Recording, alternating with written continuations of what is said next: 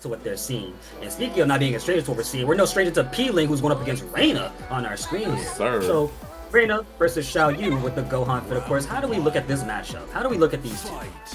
Now, you gotta expect a lot of the sidestep left to beat the Nishima, but also, you know, you got Peeling with the back one, the craziness. Already, we're seeing ridiculous gymnastics from our boy. My man is a track star, gymnast, everything. Acrobatic specialist, you name it. Look at the damage being applied. The pressure's already started, but he gets off immediately. Never mind, he's putting him right back to the wall, and Peeling takes it first round. Bro, that move from AOP being a mid is so dumb. It looked like she touched your ankles, and I'm like, what? How is that a mid, bro? That's disrespectful. You see, when you fight Xiaoyu, bro, when you play Xiaoyu, you think this is be disrespectful.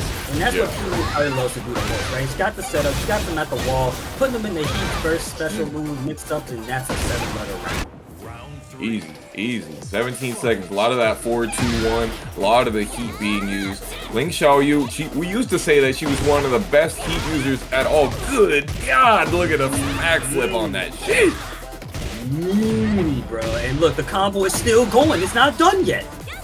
We are already at the wall. Oh no, Toji, I'm not sure what they did there, but Peeling doesn't care. He's having fun, but an electric. There you go with the God Fist into the Honeybee Stinger. Couldn't get it all the way over to the wall. Peeling goes for the AOP hop kick. I think we got a kill here after this heat dash combo. It better be a kill here, and indeed it is, because what is not Xiaoyu? She's not killing you off with a knockdown, right? That's exactly what it is, man. You know, we used to be like, you know what? Ling Xiaoyu is okay, no big deal. She has a lot of crazy setups for Oki, but she doesn't have damage. But now basically everybody has damage, and now we have the same craziness. It's wild. And Xiaoyu is the character who just has the tools of all time, like a jack of all trades character, but just gotta do a little bit of work to get any of that started. And Peeling that's exactly why they play this character. Once you're in Peeling's game, bro, you're playing a lot of mind games, essentially. Yeah, you were definitely playing defense against Peeling right there, and Peeling is always ready to be evasive. The rage art here, I respect the hell out of it. I got to. Nah, you gotta get off me, bro. Put the boot on him real quick, stare him down. Know your place, child. Hey. Oh, it's Cloud. Okay, at first I was like, oh, dude, so they went and rematched and they were able to change their custom in the middle, or maybe I'm crazy and that's the same custom they were using before. Oh no, I think that's always been the same custom. I just didn't even recognize it was Cloud. So it's Gohan versus Cloud? Powder scaling. Okay. I'm hella colorblind. That's my bad right there. Peeling trying to go for those flips again. You know you're not getting away with doing this punishable string. Oh, that was kind of sick to go under the flip right there, but unfortunate on the result. It don't work like that, bro. Look, Peeling is the mastermind of playing around with your mind, dude. Speaking of playing around, that's a dead Reina right there on top of that. Another bro, that whole bar was red right there. You telling me that she can spike you on the ground and then still get the tornado and it's all guaranteed, nothing you can do about it? Welcome to Xiaoyu, brother. Shit. Like Tekken, hey look, Tekken is a 3D game and Xiaoyu is a mastermind of tricks. There's literal tricks of character right here. Bro, it's a 3-dimensional game, but she going into the 4th dimension, man. She got that Hellraiser shit going on. She on the XYZ axis out here playing these games. So you can't stand this character. But I know Toji's not gonna let this character continue to play, right? A little bit low on the life right now. Both characters trying to figure out how to get in on each other. Peeling does the wall run, but the stone head. I like that throw, especially when you know the opponent's gonna be back turn. Throws are definitely in there. Peeling actually catches in the middle of the armor move string. Tragic, but Toji keeps it together. Doesn't get the demon breath kill. No, you can't be going out like this. Yeah, you can't go out like this. Kill. No! Oh.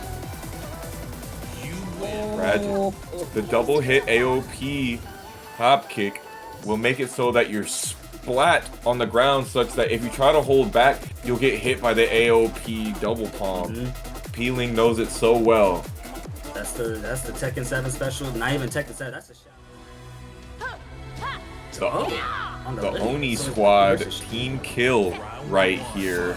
They are both on the same team. Riddum, the Chipotle champ, and XO, the Prime Minister, Cena, trying here to finish him off in light speed, but unfortunately, Riddum throwing that Superman punch, not letting it happen. And now here. We are running it right back into the match as well. EXO a little bit low on him life, ducks the string that lays into our high. Now they are dead. We are moving into round 2. So, Riddum, wonderful Shaheen player, wonderful impression, wonderful moves, and Shaheen, very strong character, not new to Tekken 8. It's just, how do you deal with this character for someone who may not have a lot of knowledge, right? Is defense your best game plan right here? Like, you never know. These guys definitely, this being EXO's first Tekken game, it actually deletes a lot of what you might not know or what you might know about Shaheen from Tekken 7, because he's very different from Tekken 7 to Tekken 8, and that allows EXO to have kind of that like empty vessel for knowledge. And I really think that EXO has his Lidia on point, because you know there's not a lot of people playing Lidia at the level that EXO is playing, and there's a lot of people playing Shaheen at Riddum. I would say at Riddum's level, but there are a lot of high level Shaheen footage. I think EXO is able to bring this together. I think EXO is going to do a wonderful job, but that's going to have to be after they get out of the wall situation right here, because Riddum is just going all in, putting all the buttons on one jab after another. But EXO makes the mark. He's finally getting this rally started, but they're going to spend that heat early. And Riddum reading the right call there, ducks and gets the kill for round 1. Game. They were using a lot of delayed timing there, yeah? A lot of delayed timing, actually. It was stupidly delayed. But I think that was all in part of what Riddum wanted. Taking it slow and taking advantage of the fact that EXO maybe does not know that Shaheen matchup very well. I was actually talking about EXO using a lot of delayed timing near the end there. Like even in the Heaven and Earth, they waited for that unblockable timing right there. Ooh, Riddum getting that splash kick once again, counter hitting. That's like the second or third time that we've seen it already in the set. And you are right, EXO definitely did do a lot of delays, but I'm not sure if those delays were, well, I'm not saying that wasn't a delay. Combo picking yourself, and we're going to be heading right over to the wall right here. So let's see how EXO locks down Riddum for sure, because this is going to be a tough one in place. Damn, that kick. Ooh, surfing on him. Spring kicking out of the walls. Ooh. I can't be trying to punish that while I'm in heat. There you go, using the back one, the stalwart defense. And now we're seeing that EXO isn't trying to go for a lot of those delays that you pointed out earlier, which is extremely good, right? You want to keep a little bit of like patience, but also aggression, especially with Riddum. He's not going to give you a single chance to work. Didn't go for a hit because of the down back 2-1, but again gets the Vega. Oh my god, there's the guard break. Is he going to do it again? No, he goes for the knife hand. There it is. You just called it out. It's just a little too early. I got hit. Definitely. Okay, we all did. It's Shaheen. It's Shaheen. We gonna be hit. Hello, bro. Definitely amazing mix-ups. Ooh, the wall standing one. Even EXO tried to sidestep, but he sidestepped button, which made it easier for him to get counter hit. Beautiful use of the Empress on get up, so special get up, which was really wonderful. Because it's gonna take all of that flow damage as much as you can. Tap the wall already, missing tornado. Ooh, locking it down. Ooh, just barely missing that. Using the extra hit to get even more damage on the end of that, but unfortunately it did not kill and they could not stay frame tight. Riddum is on their way back to being able to take back the game. And he does with a low. Man, that was quick. That was stupidly quick. I ain't even gonna lie. But you know what? It's Riddum. When is nothing ever quick with Riddum? I think he likes to make quick work of everything. Then again, who doesn't? We're talking about Riddum. We're talking about Riddum. Alright, bro. Get him out of here. Lock him up. Yeah. Have him clock out. He's done. His hours that he had, he'll still get him, but you need to go home. Yeah. Right about that. Toro. Memphis Legends. Ooh, Memphis Legends playing the Azucena now. I was under the impression that he was playing some Raven for a little while. Maybe I'm mistaken on that, but I'm loving the custom work we got going on here. I like that bicycle. That's an interesting bicycle fit. And that was also an interesting hit from Toro. I'm not sure why he tried to take a risk right there. All I know is Memphis Legends is taking round 1 convincingly. Yeah, that was definitely back and forth. Hey, my man Toro got sponsored by Pulse. Let's go. Oh, yeah. Ooh, look at that. Let's go, Toro. My man. Got under there with the down back 2. Put some plus frames on him. That's the second hell sweep in this round. Good interrupt. Oh, the laser, but Memphis just so happens to duck underneath it. Now Toro's got to figure out how to get this Azucena off of him right now. Try to go for a back 3, it might have been. He tried to armor through the string as well. Oh, you definitely got a kill for the Kilimanjaro uppercut. Tried to go for the back swing blow, but my man Toro says no, no, no. Oh man, round 1-1 lead right here. Maybe not even lead. This is even up the score, but a lead is a lead in your eye, in my eyes. Right? Anything helps. Keep that momentum started for you. Lost 83, you can get anything off of the counter hit though is tragic, and Memphis Legends gets the heat engaging power crush starter. Whoa! Okay. We take those. You know what? That's all we can say.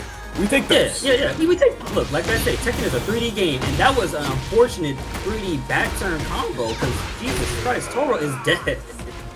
Yeah, Toro bet a lot on that Morning Crow 2-2. He thought that Memphis Legends was going to get up, but because he did both of the hits of the string, he was completely ass out. Yep, that was unfortunate for him as well. But Toro's not going to let that keep him out of pay of trying to get a victory. Maybe spoken a tad too soon, because Memphis just landed a really good counter hit combo into the full damage. Yeah, Azucena is just so amazing for that, having the ability to do it. Honestly, her Liberator stance reminds me a lot of Lars' DSS stance. It has the ability to make you, like, pause for that stuff quite often. She makes you guess on the fly a lot of the time. She makes you have to really consider your choices. Oh, but yeah. You don't have to see any more of those choices right now because Memphis has got one up on the board. And speaking of choices, I hope y'all's choice to come watch us was also to give these wonderful players some welcoming match arena codes. I'm pretty sure we have a match arena, right? Absolutely, it's right there up in the chat. I can see it about 7 messages ago. Man. Definitely right about that one. Bro, this is Street Fighter 6 one, right? Because they have like the dead eyes. Yeah, that's definitely the Street Fighter 6. But then again, I think Vice has always had dead eyes though. Okay, fair enough. Yeah. Because of the Shadow Loop. Yeah. I mean, then again, it's Bison. I mean, Bison looks cool regardless, even though it's I think he's up. Speaking of Dang, Memphis Legends got hit with a down back 2. Toro's tried to go for a sidestep button, and Memphis Legends just said, I'm going to get that wall standing one. I know you want a sidestep button. You in trouble now. Oh, he didn't go for the heat dash. Interesting. Oh, he goes for right here, though, getting that bound. Oh, okay. I definitely did not think that he meant to wall standing 4 there. I think maybe he went to go for like a hell sweep, but, you know, kept it together all the same. Yeah, I honestly thought the combo was going to drop. Sometimes in those situations, you're never sure what's going to happen. And now we're not sure what's going to happen here. Toro's in party times got that heat activated, but Memphis Legends, with a quick adjustment, somehow able to turn Toro back around to his spin on the combo, getting that knockdown right there. And bro, back three. Too much of these back turn, back swing dive kicks. Memphis Legend as well got one of those. Has not yet gotten a chance to let it spring. Toro maybe gonna go for the Rage Art here? Oh yeah, he's gonna have to. You gotta make a kill, man. And look, the best part about it, even if it doesn't kill, you gotta get rid of that Great Art. Give anybody a single chance to live, well, you shouldn't let them live. Bro, So that combo ate all that and the bag of chips. That's crazy. Oh, yeah. Speaking of bag of chips, what's your favorite bag of chips? Doritos Cool Ranch. Let's go! Favorite, I'm a fellow Cool Ranch enjoyer myself. That hell sweep counter hit and it traded, and normally a counter hit would cause a combo, but I guess because of it traded, you didn't get that. It's very interesting. Oh yeah, oh, Toro's gonna go all in right there. Damn! Just barely shy away from that. Oh my goodness. That was an absolutely dope combo for Toro. I gotta give it to him. Gotta give it to him. Yeah, going for that dope armor in there. I think that Devil Gem armor that he has right there, that he had it in Tekken 7. I think that's super cool. It's unique to Kazuya and Devil Gem, but I wish that we could see other things like that with other characters. Yeah. Watch. It sucks that it's only limited now. Like you said. I mean, think about it like this, like, how would a character like Nina, for example, happen, right?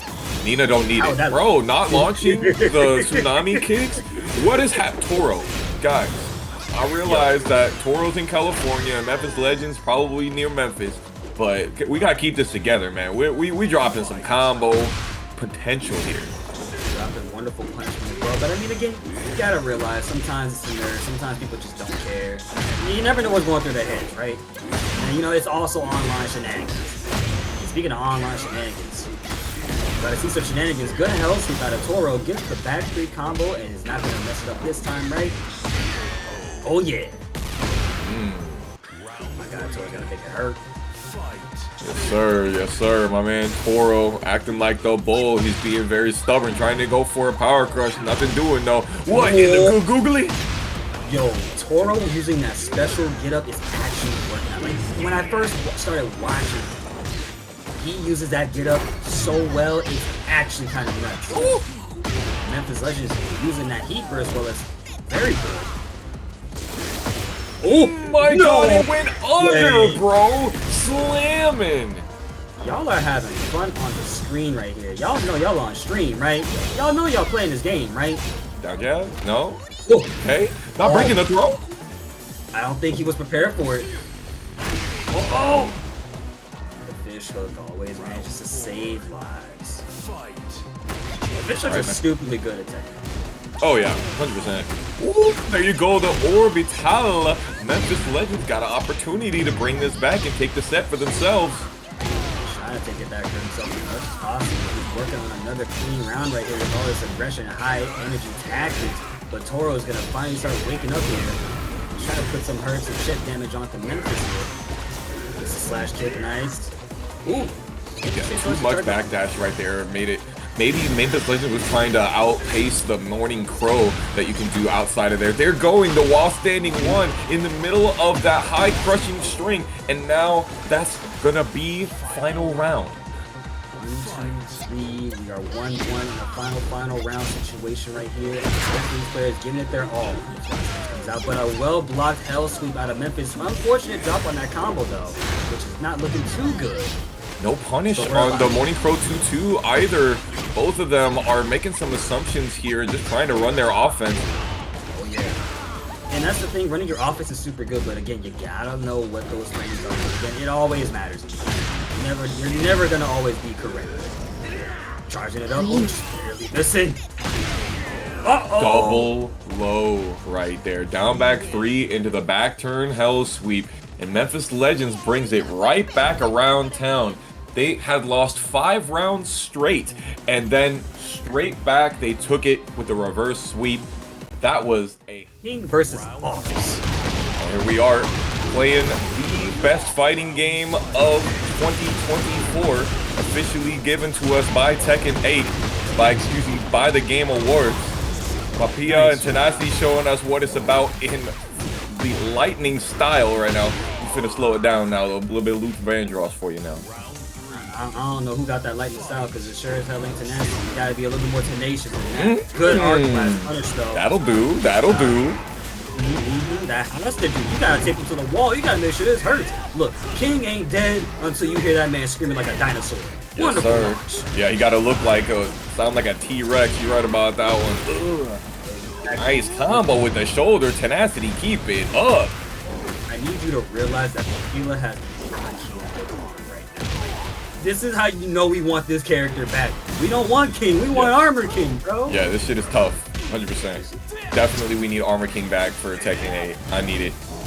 I need it so badly. There's like so many characters that I want back. Like, I don't want that back. Oh my god, Papilla takes it game 1 immediately. With lightning speed, lightning moves, and well-placed time combos. Papilla looking like he coming out the gym with the gray sweatpants on is crazy. Look at the and the shoe game too. Bro, what shoes do you think King would even wear? Like if he was a shoe head, bro. Those shoes. I mean, you know King's a shoe head. You remember Tekken 2? Oh yeah, that's true. See, forgot about the lore. I gotta refresh my memory. Yep. A long time. There's the heat smash right there, crashing down on TenaCity's opportunity to bring it back. Ooh, that one is not minus 14. That's unfortunate. Not minus 14 and not 14. Big knee to the face. Good Shining Wizard as we sit here on round 2. So what does TenaCity need to do? Aside from getting some wonderful whip punches, right? You need those. Yeah, maybe not drop those combos. That's another one too, right? But TenaCity is on the prowl right now. He's got the upper hand. He's got the matchup. He's got everything. Spinning around like a Beyblade, as I like to say. Good job. Throw in there. Stay on the ground. Go right ahead. Yeah, TenaCity honestly has been doing a really good job at the round start is having these traps for backdashes to make it so that he can get those arc blasts. You need to keep that up 100%. And see, I like this right here. He's mixing it up a little bit, not being too, you know, obvious. Papilla not getting the hit confirm on the 4-2 down 1 string though. That's gonna be trouble if they don't lock in. I need TenaCity to just be a little bit more careful with those ducks. You know, the good chunk would be free damage for them right there. But Papilla off of the trade gets the run and move. Forget what exactly it's called on the top of my head. I just don't like running crap. I wish I was looking at King's movements more often. Ooh. There you go, got that combo, got the tornado. You think we still have tornado left? Oh no, it didn't go for the heat dash. All good though. Moonsault on him, the Chris Jericho. I don't think they were prepared for that moonsault at all because you saw TenaCity stay grounded right there trying to avoid it. But I mean, when it's King's moonsault is a mixed bag. Either you avoid it or you get hit by it. There is no in between. Try to go for an overload but get stuffed out just barely. Now we got TenaCity trying to make a comeback here, staying alive and well. 1 round down, but not gonna let that stop him. Good. There's the orbital right there. Papilla getting placed on that wall. Papilla was doing quite a bit of whiffing earlier on, and that may be come back to bite them. Not getting the confirm on the down 4-2-1 counter hit is unfortunate, and then you eat another orbital. Bro. Goodness, brother, you look, don't duck for too long. It's okay to duck, but this is exactly why you lose that round, because now we're sitting in final round territory. Let's see who's gonna take Papilla or TenaCity. Papilla's going in strong right now. Trying to make a reverse comeback situation happen. Didn't get the punish on that. Tries to go for some 10-hit combo business, but doesn't let the rest of it rip. And Papilla getting hit by the TenaCity once again. Papilla, unfortunately, taking a big rip right there earlier. Didn't hit that orbital for once again ducking. But now we see TenaCity is trying to duck, but no dice gets caught by the giant swing. We're at the wall. And there it is. G King tactics. Papilla takes it to him. You gotta expect it, man. The alley kick round ender is a classic for a reason. Right after that 70 damage. Losing out at the worst times. And characters like King will make you freeze up almost immediately. And we're gonna be seeing a lot of freezing happen because we got ToxicGazs and Gem on the screen. Lili versus King. Not sure who's gonna be freezing up first, but when Lili is on the screen, you might just be freezing up a lot of the time. This character's kind of stupid. ToxicGazs is crazy right now. Hopefully not finna go too toxic on him. But getting that heat burst, that's gonna land real nice. And then getting the running 2+4, the throw on it. That was really good. And yo, you saw Lili just stood up after they got hit like that. And just would have had some time left to live. But ToxicGazs being a little too toxic, just like you said. Trying to get things started right there. Jim trying to stay alive, but the hopping is going to prevent any more health from being taken off the King. Knocked down, gets the running power bomb. Ooh, good choice to stay grounded right there. I respect it. Oh, didn't duck that last hit. No, and now you gotta get split open. Yes, sir. Listen, if that's the way I die, it is what it is. The muscle buster, tough. Nice one. That's a great float combo, but unfortunately, I couldn't get the ender. Kept it together, though. Got a little 45, 50 damage, all the same on the end of it. Hey, damage is damage. We'll take what we can get. And speaking of damage being damage, another giant swing. That's big damage if you don't tech. Uh-oh. Jim understood that. The running drop kick. The running exploder, exploding that health bar. It's like a running 3, except it's even more damage with that corkscrew. We've got that centrifugal force, that sinusoidal action. Bro, he is swinging that legs around. Like when King runs at you with that drop kick, just don't do anything. Just stay careful. But Gem is not staying careful, eating damage after damage. Yeah. After you block the running exploder, he gets this really good mix as well on a wake-up kick, so you've got to be really careful. King has just got amazing Oki, and ToxicGazs is just keeping it together. Bro, not even getting a wall standing 4 for ducking a throw. I think that's one of the things in this game that gets me so much. And like, bro, I ducked the throw. Why can't I get the launch? The whiff recovery on throws is just so small. it sucks a lot, right? Sometimes when the throws come out, you think, I was like playing this game yesterday, and they whip the throw, and I'm like, alright, cool, well, they get the wall rising for, you know, maybe a launch punch, and the moment I go for it, I don't get it, and I'm like, bro, what you the don't. hell? Yeah. It sucks. Voila. Okay, no, they don't want the voila. Don't want the flip over. Oh, running into him, getting a throw once again. That gave them more of that heat meter back. But Gem using the forward front flip to be able to kill ToxicGaz's approach. You see the parry as like a little taunt? I kind of like that sometimes. When the parry can be used as a taunt sometimes too, right? But when it's on Lili, I'd be a little bit mad because why are you taunting me? You was a very benefiting character. I don't want you taunting me at any given point.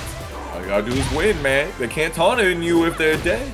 ToxicGazz trying to make that energy his right there, using the do glide. Gem's trying to stop ToxicGazz from getting more rounds. Good interrupt, nice. Finally he's going for that heat smash that they've wanted since last round with another muscle buster. And now Toxic is on a 1 round up once again as we sit here on set point for him. Running up mid. Break the leg, break the arm, not the leg, but he will be breaking legs in a moment. Oh, stopping the Jaguar sprint. Gem, this is their final opportunity. ToxicGazz trying to go for that running explosion. Nothing doing though. Gem's keeping it together with the down jabs. Uh-oh, and he can't keep it together no more. That arm is broken up, and now we are going to be seeing ToxicGazz get one on the board. And probably in the entirety of the standees, maybe. As we'll take a look at those for just a moment. A wonderful job to Toxic for being this far in, regardless. You talk about this far in, and I ended up finding the community, and it's such a beautiful thing. Young P and Papilla showing us some beauty out on the beach out here for our next match of our ladder. And that was a beautiful broad snake edge on Papilla right there. Young P is taking, unfortunately, a whole lot of damage right there. Good sidestep on getting up, however, to avoid any extra damage on top of that. And look at how Young P is like kind of trying to play around. Not going in too much, but also being mindful, right? However, that is exactly what you don't want to do. Good duck, however. Ace, good combo going. Shaheen. Nice, good entry. That life bar is shining right now, and now so is the heat meter for Papilla. Papilla got himself with a back to a wall, using the backward Jaguar step, and then goes for the heat smash to get out. I do not think we get a wall here. Oh no, we do! Jesus! Shit! That was so far! Shit! Dude, shine! Like, when I tell you, when you think something does not reach the wall, at least in Tekken 8, because I feel like it's happening so much more in 8 than it was in any other iteration, right? If that shit reaches the wall, something is not right. I think I was playing last night. Guys, you did hell sweep on me. And I was like, alright, I ain't gonna touch the wall. Slap, die. I'm like, huh? How the... What? I was so confused. We got to get that depth perception, man. We got to learn. Papilla trying to go for some hit confirm. It not working out. Please kill him for that low heat smash. You're not allowed to be doing that. That one's launch punishable. Gotta launch that heat smash every time. It's kind of not easy to recognize every single time, but as long as I just say, take a punish. Do something to me. If you don't punish me, you're done. No launch on the 4-2-1-2 string. That's okay. It's alright, we take those. Look, you didn't take damage. That's what matters the most. Another one with those big scabbard attacks. Ooh, I'm not sure if that was the right choice to go for right there, but Young P is working on a perfect, so that's Young Perfect that you're seeing on the screen. As we sit here in round number 4. Uh-oh. It's coming out. Did they break it? Break it! You gotta break it! Break that neck. Oh, you're in some rough Oki right now. If he goes for the ground throw, he has huge amounts of whip recovery. You got to launch him for it, just like our homie Young P is doing right here. Staying in the eye stance, not sure if that was the best decision on Young P's part. Trying to stay alive as much as possible, going to life, but taking it really patient against Papilla. And notice that Papilla is like also trying to go in, but is not sure when's the right time to go in because Victor's got that wall ready too. Just whatever. Shit! Man, that's an awful Oki right there. Just hitting the forward 1+2 on Papilla. If he tried to stay down, he died. If he tries to wake up backwards, he dies. Maybe could have side rolled, could have got something off of that, but nothing doing. Yep, nothing. Right now we're seeing a whole lot of nukes right here, and I just appreciate that Young P is taking their time to look and kind of watching his movements after every single thing. Party time is now activated. He's getting that raw ready 2 in, but break on the Shining Wizard. He spends the heat. Party time is active for both players now. Ooh, don't launch, but it's okay. P takes it. 3-2 in the round. 1-0 on the board. Young EMP pulse blast right there to finish that one out. What do you think it was that made Young P able to come back right there? I think a lot of it was just taking advantage when Papilla was being a little bit too slow. Papilla definitely had the upper hand, had the aggression, and had it all, but as soon as Young P started slowing down and kind of watching, the art of watching is never a bad thing, right? Young P just did all of that and, you know, made the right calls. Because they're making the right call right now. Like, look at the health between these two players. Papilla's got a good... Both of them are playing really close together. That range 0, range 1. Alright, here we go for the Boston Crab this time. Mixing up the options. At some point, we're going to see that King's Bridge, I'm sure. Oh, yeah, we definitely are. But we're going to be seeing an RKO from downtown, baby. Moving into round 2, and it's nice. It was an unfortunate way for P to lose that round. Getting up in a certain type of way after the chain grab right there was unfortunate. They probably weren't even expecting that to happen, which, well, expect the unexpected in Tekken 8. These Tekken games in general. Okay, whiffing the back jump 4 and then going for the heaper is very interesting. Trying to pull out some of the weird stuff to be able to keep it together. Yo, I call that the Korean neutral. It's a funny little inside, not even inside joke, just funny joke between us. Every time somebody does a neutral jump, it's like, oh man, yo, I've seen this player do it before. That worked out perfectly for them.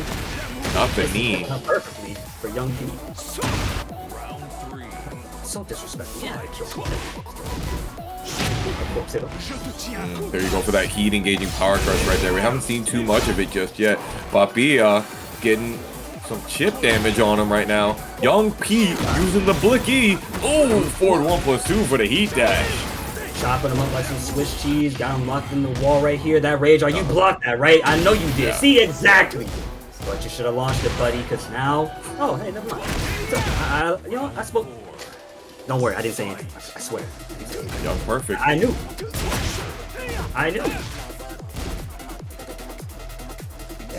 Backing off. So 1-2 jabs in there. Look up here trying to play a little bit more of that range 0 gameplay you were talking about a little bit earlier. But Young P not afraid to duke it out with the king of all kings. Using a lot of the sidestep buttons right now. Ooh, nice. While standing 1+2, just lets it rip. Papilla gets hit out of the backwards jaguar step. And now we have Victor wall carry into Victor Oki running the swords. Oh my goodness, Young P played that so excellently, taking advantage of every singular thing Papilla was doing right there, Twitch reactions and all. Young P sitting on a 2-0 on the board. Wonderful job. And Foxhound, what did you think in that last few bits of action right there? What was it that... It can be so hard for us to slow down and take it all in. So interesting. Very interesting indeed. And speaking of interesting, funny how you mentioned it too, because now we have HBFAITH on Dragunov versus going up against Trunkiez here on the Heihachi.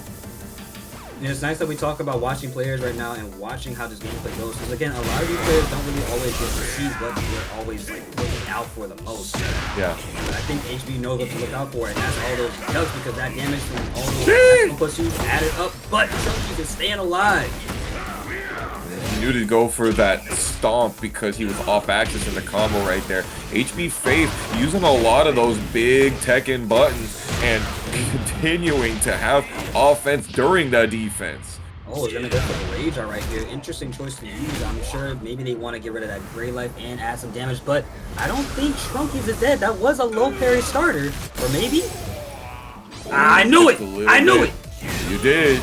Oh, nice block on the wake up kick and had the perfect opportunity to use the heat smash. Delays the timing and gets the killing blow. What a wonderful well-placed down 4 out of HB, of course.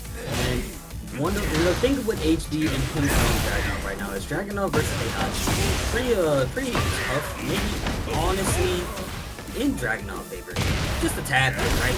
But a little. That's it. Yeah, just a little, right? But once you let Dragunov get started, it becomes a whole problem. However, we're not seeing that. We're seeing Trunkiez go all in after that wonderful round HP.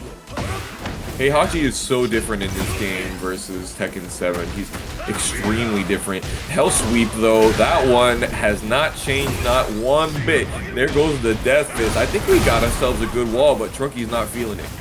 I don't blame him for not feeling that wall. I mean, what more could you do? But now we're feeling this wall right here. You gotta eat all of that damage, and you're still holding the combo? Nerf this man, bro. Perfect. I'm saying, bro, he's got 2 different heat smashes, and he can just choose which one he wants based on if he wants to floor break or if he wants to wall break. It's nasty. HBFAITH showing us some nastiness here. You can still step the down forward 1 after getting hit by Hatchet Kick. That's nasty. I love that. I love learning.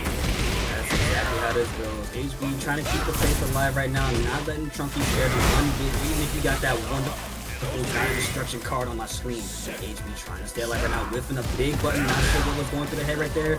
Can't interrupt that, you gotta stop trying to do that. Good punish, but no dice. Toji. Toji's telling us that it's Santa Claus. Trunkiez is doing Santa Claus. He's making a list, checking it twice. Gonna find out if you naughty or nice at Tekken. I love how we had the same idea. That's that same brain cell energy right there that I love. Yes, sir. But why wouldn't we be? We're commentators for fuck's sakes, man. That's what we do. We gotta have a same brain cell at some point. Got you. Using the Hell Sweep really well here once again. HBFAITH finally trying to press back after blocking the forward twice. I think we get ourselves another wall here.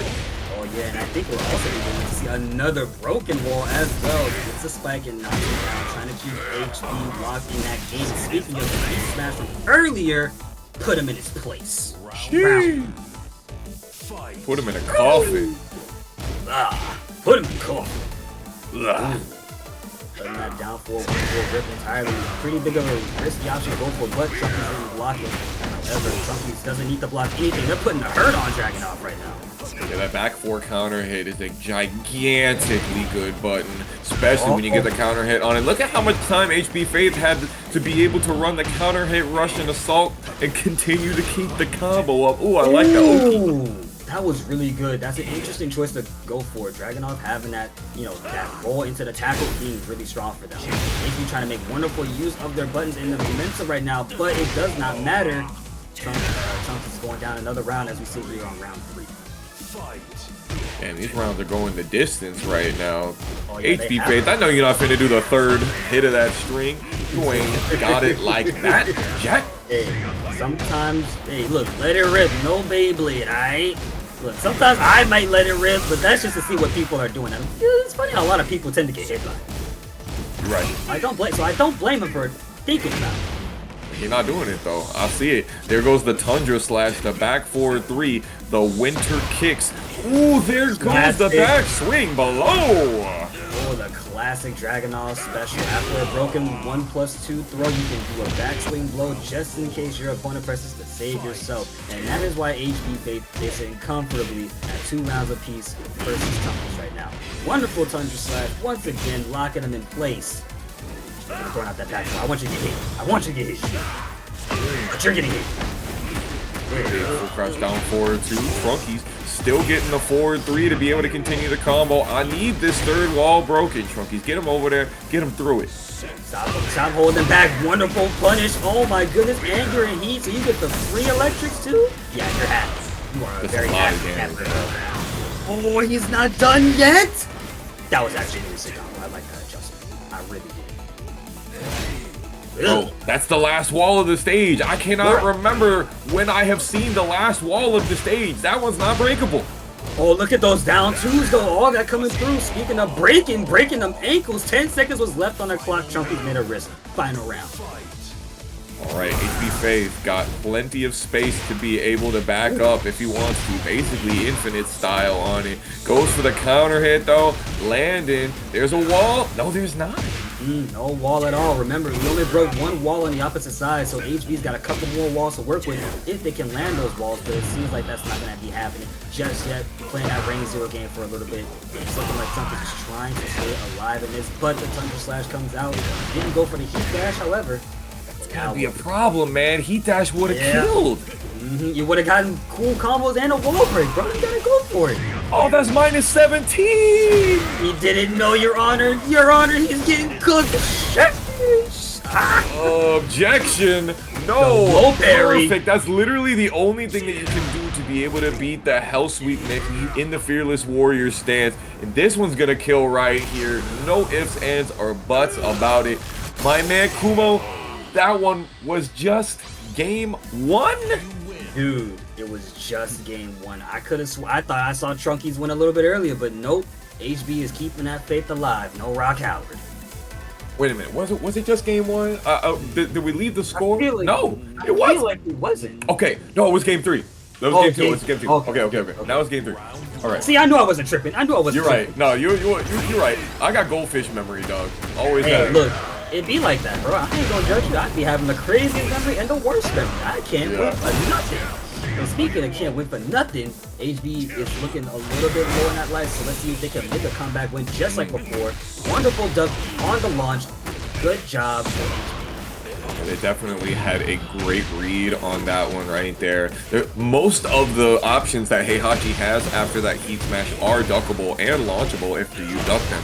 So, great risk-reward option. Look at HB trying to put the hurt on, but Trunkiez unfortunately placing a well-timed button to get that counter hit confirmed, and now he is sitting up on another round. This is some very competitive action we got going on right here. I'm not familiar with my man HBFAITH, but I'm now seeing that his game is unmistakable. I'm sorry for disrespecting your game, Jan. I ain't know you was like that for real. See, here's what had happened, bro. I didn't know you were gonna do any of this to me. I didn't know what I was getting into. I apologize, because we about to break another wall. Didn't know the matchup got bodied. 1-1-2 times 3. Uses a tsunami kick to unleash a flood of damage. And now Trunkiez is spin to drown HBFAITH in his own victory. See if HB can keep that faith alive, because ladies and gentlemen, Dragunov is no slouch, and that is a sleeper of a character. If you are, that is a sleeper of an opinion, not even a character, a sleeper opinion if you think Dragon's out for the challenge. There you go. Good crowd. Good punish. I don't think that was the right choice to go for, but they wanted that plus 30, so I do understand that decision making. Tried to read it with the backswing blow, but Trunkiez a little too patient with running in.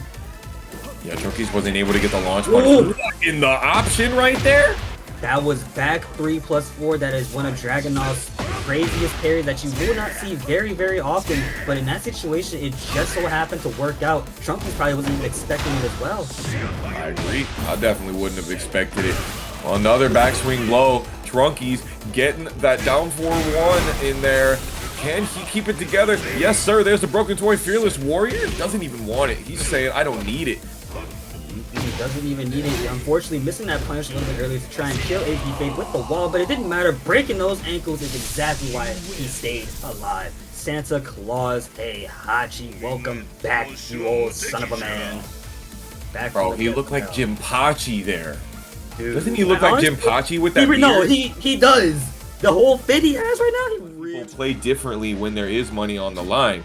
So I think it's very interesting. A lot of times I like to ask people how they would feel about having a tournament where there's no money. I'd like to come back to that at some point, but let's get into the action right here with our homie IndustrialHorror versus Memphis Legends right now. Man, I see Steve on screen. I'm already triggered. I was really kind of bad to see it last night. The thing with Steve for me, or I guess maybe for almost anybody, as we see Memphis putting the hurt on, is that when Steve just starts, you're never really sure what exactly to look out for and what exactly are the highs and the mids and what you need to be afraid of, right? You got peekaboo boost, you got spin, you got back one if you give him any gas. Speaking of devil, back one right there. Yeah, my man IndustrialHorror running the Heihachi right now, but he ain't clowning on you. Memphis Legends is over in the corner, gets a duck, no launch though. Ooh, yeah, we won't be seeing any launch. We're only going to see big damage as the Bison Legend tries to come back and fight strong. Azucena staying alive, but good duck from Industrial trying to stay in this. Gets caught with the wonderful engage combo. Is going to get that full combo. Oh no, that wasn't a big choice. One more shot to dig champ. Not the cootie cutter. Shout out to Toji for that. I was thinking of Cody Cutter when as soon as you said that. Yeah. Okay, while standing 1-1. Speaking of Cody, IndustrialHorror reminded me of the jail. You know what I mean? The prisoner get up for Cody in Street Fighter 5. Oh yeah, that's true. That is a pretty good one. I kind of want Cody back to Street Fighter. For sure. Damn, another while standing 1 right after the Keepers, just sending it. Memphis Legend, after that being forced crouch, just said, you know what, I'm just gonna run this one. Ooh, the Lionheart back sway, what do you say? Over here, that's what we say. But something that I did want to point out, Memphis Legend is doing a beautiful job placing those wall right. Because the moment they come out, you're getting hit by it and you're not prepared. But I don't think Memphis is prepared for this damage that they're eating right now after that exchange. Because now we are sitting on 2-2 in the round. Not final round, just final round. That was a huge rocket punch and a gigantic amount of extra. What in the gods? Using the snake charmer right there. And I think we're going to get to see some wall as well. Never in my life have I seen anything like that happen. And Memphis took a big risk making a duck right there. And IndustrialHorror is trying to put on a horror show with a Sonic Fang because that's why game 1 goes with it. You know, honestly, I did not expect that right there, especially after the first round. First round, Memphis Legends looked like it was going to be all his, but that pressure, that momentum was just brought right back like a sumo match. Trying to put some hurt on Memphis. Memphis is sitting lower and lower on the light. Get off. Bro. Hey, don't touch my leg, bro. Don't touch my leg. You can't have them. Interesting exchange, I gotta say. Definitely right there. We could analyze that one for minutes if we had to. Memphis Legends right there using their heat. IndustrialHorror trying to go for the heat burst to be able to get out of there, but Heat Smash destroys whatever armor move they were trying for in that last moment. Oh man, Industrial did use the Lionheart chance right there to try and get away, but Memphis is just too quick on the ball. And because that stance is stupidly evasive, it surprisingly can be very strong to do. Now you're starting hard to do. I would absolutely agree with that, especially with the evasive nature of the Lionheart backstep. Memphis Legends trying to continue their pressure on the wall, but using the slow moves to try and continue that pressure instead of being frame tight, gave IndustrialHorror the opportunity to run the Rage Art. And that right there was exactly what Hwoarang needed. He needed a little bit of a break, but no break because the kick to the face is exactly why you're going down. Easy starting us off. Memphis trying to get that offense started, trying to get that Azucena nonsense happening. But Industrial, no slouch to that nonsense at all, getting rid of it immediately. Nice tornado, and we're at the wall. That's what he needs. So close. Second time in a row that he hasn't had the right combo to be able to get to this wall over here. But then the rocket punch is doing so much work for them. Ooh, got punch parry, punch Zabaki. Yo, all of that whip earlier too, because Industrial is still alive right now, but not breaking the 1+2 throw. Exactly why Memphis is staying alive here tonight. Yo, talk about M. Bison. This is a Psycho Crusher right there, crushing the psychology of IndustrialHorror, putting some horrors inside of his own brain. Well, that's what happens when you have too much caffeine. Relatable. Very, very relatable. Wonderful duck from Industrial staying us alive right here.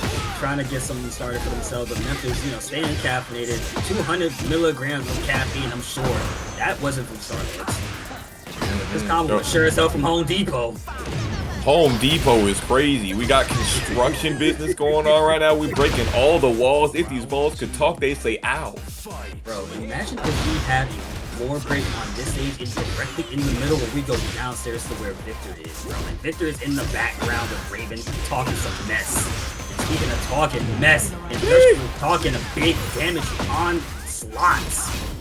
Bro, this is France. I didn't know it was New Duff City out here. Memphis Legends trying to stay alive, but the down jab counter hit catches them with their last bits of life left.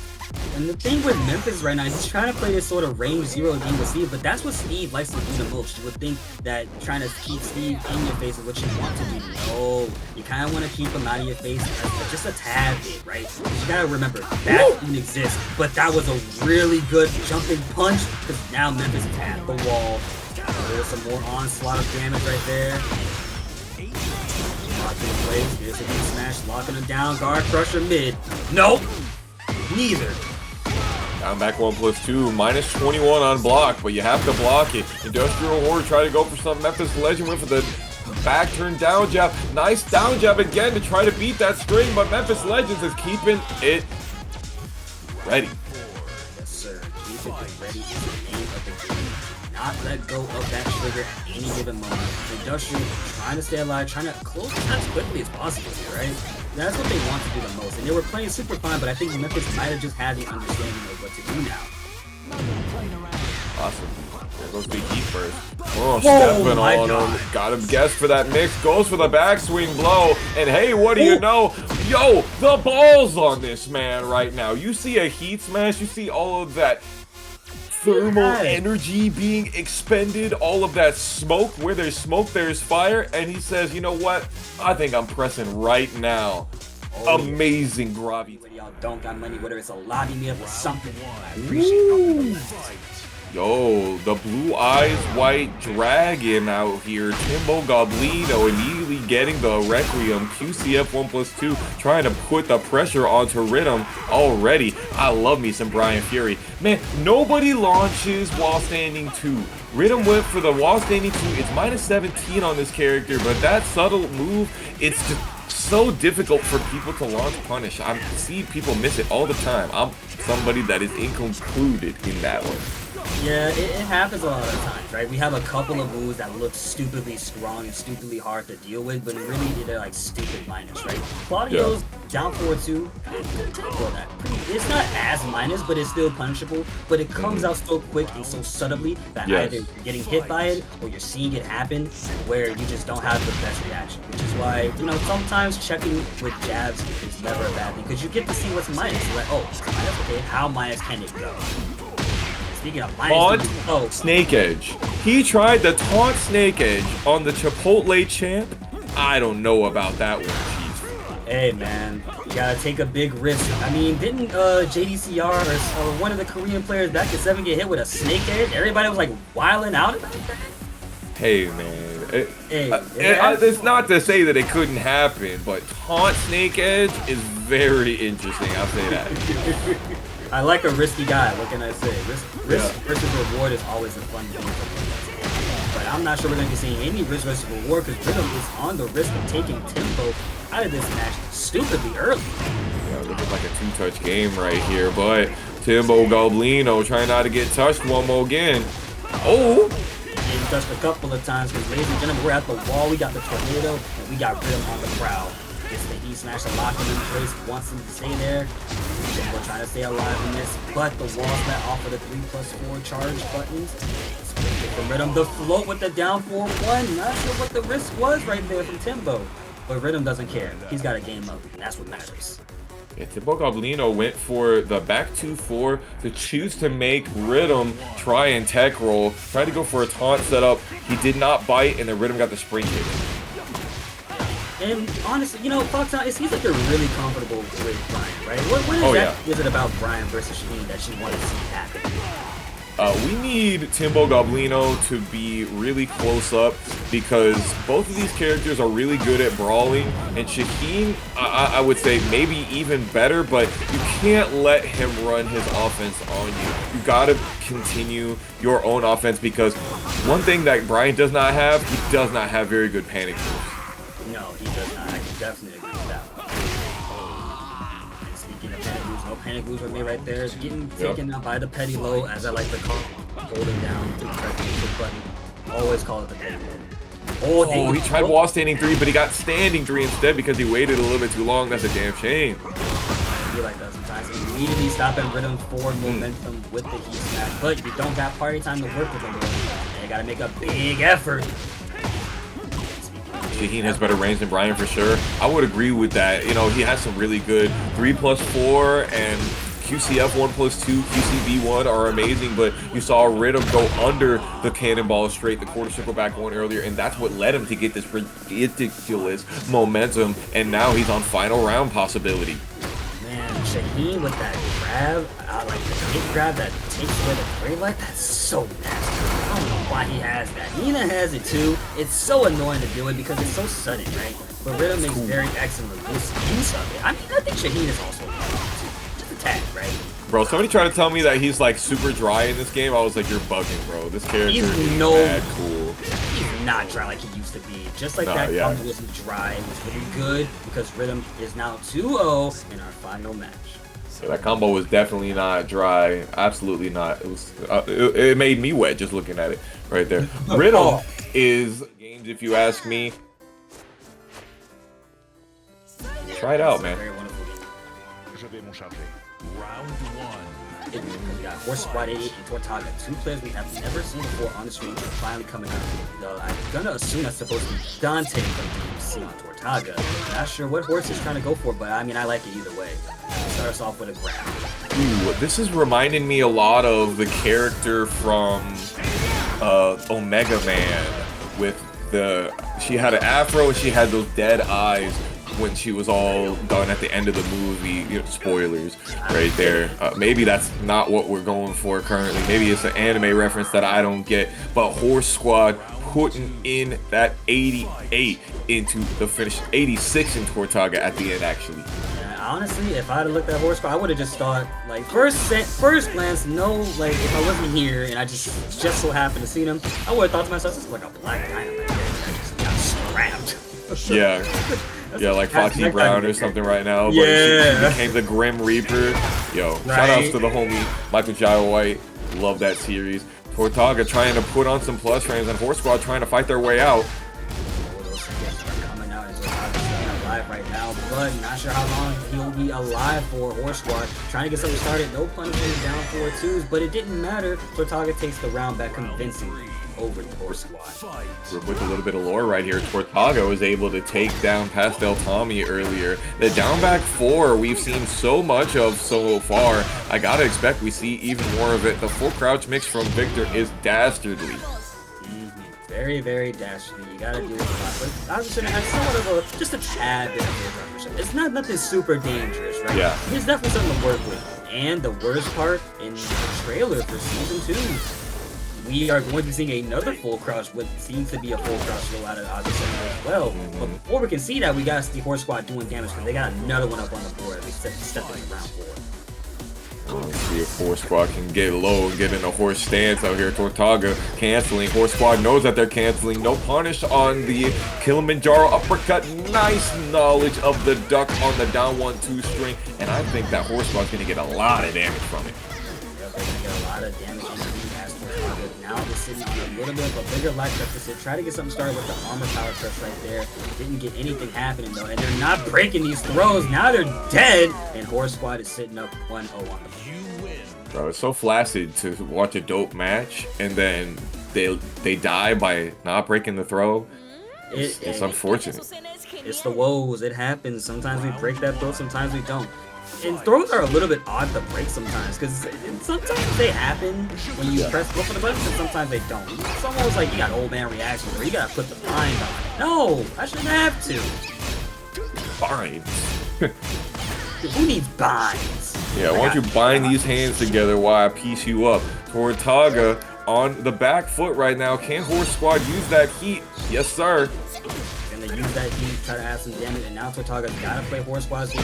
Goes for the generic grab out of that stance, which really good for her to have, but his snake just comes through, and now we gotta see Tortaga make it hurt as much as possible. The sidewall is not gonna stop them. Wow. Wall to wall with the rage art. Oh I don't know if I like that one right there. I think we could have had a decent wall combo, honestly, and been able to keep that 20% extra. But not only that, Tortaga loses the map advantage. Now Tortaga's back is at the wall, and this is not where they want to be because the tap to the shins, smacking down the head. Horse Squad is staying alive, convincingly with round 2. And they use the low mid string just in case Tortaga wanted to block the low and then immediately punish. They would have got killed for that. Nice sidewalk.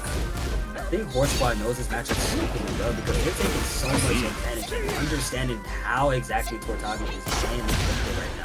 Decides to go for the power crush right there after the situation. Doesn't let the wall ready to do though. That definitely would have caused a wall splat and it would have been over right there. They did not go for it. Ooh. 14 frame heat smash startup, and that's what we're gonna use to put the final piece, the final bullet in them. Speaking of bullets, let's see if Tortaga got a couple left in the chamber. Gotta see so, because those bullets are EMP related. 7 deadly sins coming out right there from behind. Sneaking up the wall, but War Squad fighting back as much as possible. Taps in. Once again, using that power crystal to get Tortaga away from him. And Tortaga's not doing nothing to check about it. But no longer will they be able to check, because you gotta play party time without Azucena. She loves playing party time. Really long string that caused War Squad to be able to get that big counter hit launcher from the full crouch low, but Tortaga comes right back with the launcher and stays alive. Good. Power crush eating good, just starting to soft strong over here. But the full string letting it rip, not sure why they did. I wouldn't want to do that if I were you. Yeah, that was definitely launch punishable, heat or not. They're not. Tortaga gets in there, grabs, got the switch to the side right there, but they got the health lead, but it might get shortened down more sooner than you think. Spike. And now we're playing Azucena's party again right here. Tortaga has no heat. It's finally now in rage. What is it going to be? Are they going to press rage right here? I'm not too sure. Shimmy. They break the throw. Oh, the shiny! Oh my god! Shining out of nowhere. Win the back. When the chips are down. And War Squad is letting a lot slip through their grasp right now, and I'm not sure if they're enjoying it any single bit. Now we got Tortaga on the upper hand right here. Got another good power crushing engager from Horse right there. It's finally gotten something started. Oh, breaks the throw again. Nice to see Tortaga finally breaking those throws. It was safe. Wasn't launch punchable that time. Ooh, the hell sweep. We saw a lot of shimmy from Horse Squad in that last couple of rounds, in those last moments of those rounds. Tortaga could not deal with the mix right there, did not interrupt enough time. Relatively good can make it more difficult for you to get those whiff punishes, to get those reactions. It's really interesting how less can be so much more. Yep, less is definitely so much. Like, it's really powerful. More is better? Nah, more is not always better. I tend to follow that go big or go home strategy, right? But it never hurts to just take it easy and just be small. So we talk about movement so much, and we're losing a lot of movement from Lars, because Swavy is working on the best perfect that he's gotten so far, I'm sure, this entire night. Starting us off with a strong Lars. Yeah, Lars definitely one of those characters that has that Tekken 8 style. Pastel Tommy blocking the plasma cutter and getting tsunami kicked. That is unfortunate, but maybe he can wake up for it. What the hell? Hey, Tekken is a 3D game. You know I love saying that. As soon as you let me, it's a 3D game. Nice with the heat burst off, trying rocking in place right here. Pastel Tommy going for a pretty big risk. That wasn't launch. It was launch punishable, he just didn't run it. LLLSwavyLLi getting a little bit wavy, getting a little bit crazy, and Pastel Tommy putting some lightning through Lars's chest. Man, I wasn't even prepared for that to be launched. I gotta go back to the lab and do this against Reina again. Everybody sees Sentai, and they're never expecting the Sentai, like, power crust to come out. They're expecting that Sentai 3. Speaking of double, it just happened. Yep. Right there, yes sir. Yeah, you got the Sentai 3, the Sentai 3+4. They kind of goad you into wanting to jab out of there, all the same. All right, there you go with the Hell Axel, another one. Try to get some pushback. Pastel Tommy try to keep Swavy on the wall, but Swavy don't want to be back there. Don't want to be back there at all, because if you go downstairs, it's going to be a whole another world of hurt, and I think Swavy understands that very well. And of course, use of the burst gets the spike and knockdown, and finally playing the game once again. Both players right there. Nothing really happened, nothing super good, right? But the G-Club comes out. Good blocks from Swavy. Oh, from Tommy. I can't even. They sound so similar. They got Y's at the end of their name. But either way, Tommy is That blast punch combo confirmed to be able to get out of there, and chooses to do it again here. What a beautiful sidewalk left right there. You know, you get hit by a 1-1-2, they're like +11 or +7 in your face, and it's like, you know what, I think I'm gonna move. I'm gonna do this really slow movement, and it's still working out. Look at Swavy feeling very confident. Swavy's got a lot of waves on their back right now, on top of the head as well. I'm not seeing light-skinned Lars, don't get me wrong here, but Swavy gotta stay a little bit stunted, right? That's important. Light-skinned Lars is crazy. Is that what LLL stands for? The light-skinned Lars? Light-skinned Lars. I mean, it would be LS, right? LS, yeah, you're right. Nice skill. Nice skill. Nice 4-4-2 to be able to get that one out there. Maybe that wasn't 4-2. Maybe I'm messing up the input on that one, but didn't get that. Ooh, finally redeems himself. Get the actually launching punish on the plasma cutter, and Pastel Tommy uses their elegance on the elegant palace to take game 1. Nice job as well. I know Lee will be proud of Reina right now to see that elegant punish.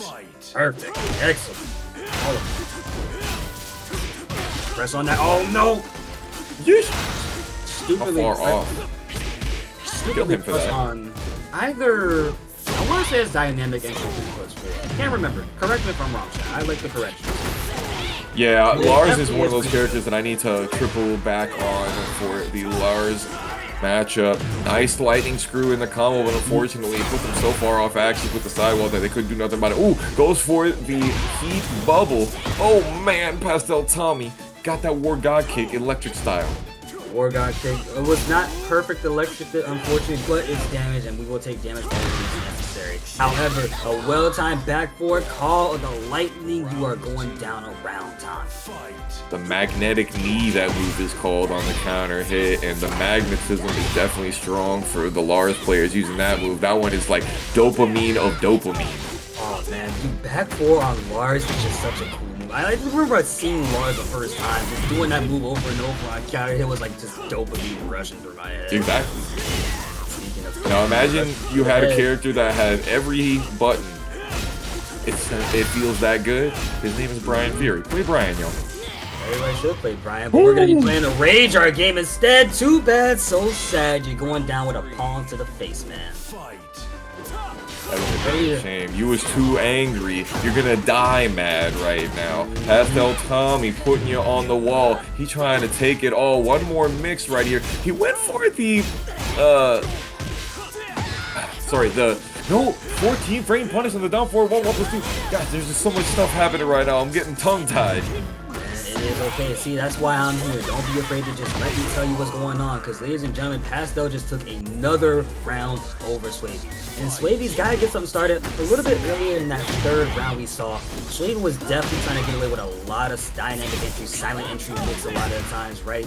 But now we're seeing that Swavy is finally getting this upper hand started, trying to keep Tommy locked in place. Good break on the 1+2 kill, because we all know it's coming at some point, right? Now Swavy's got the upper hand here. He's got Reina at the wall, trying to keep him locked in place. Punish on the low. Nice job. Rushing to keep those clusters at bay with the 4-4-2 Sentai 3. Reina players only want one thing, and it's that right there. And she knows all your weaknesses, Lars. Pastel Tommy kept using that Sentai stance mid that gives the heat dash and didn't really need to mix it. And in the last one, like this first three. No, like losers quarters between Atif and Shadow was definitely first to 3. I was, but look, like all those matches were I'm thinking, man, could we do that with ParagOnline ladder format? Could we take them and be first to 3? We could be first to 3, but then you gotta keep in mind how long these players tend to play these games, right? Even if you did get first to 3, maybe the ladder's gotta end a little bit more quickly, right? We never know how long those matches can take, and as much as I love me some good ass Tekken, I know we're also people at the end of the day, and we're not machines, we're just people. So we gotta keep that in mind. However, a good first to 3 would not be so bad, at least we got time. Yeah, we have extra first to 3s in our bracket. You know, we have loser semifinals also as first to 3. Let's keep it together on this one right here, though. Toro using the backswing blow, as we already know that he was going to do. He showed us that a lot in the first match that we saw him on earlier today. IndustrialHorror already got around on the board, but Toro is being a Brahma bull out here.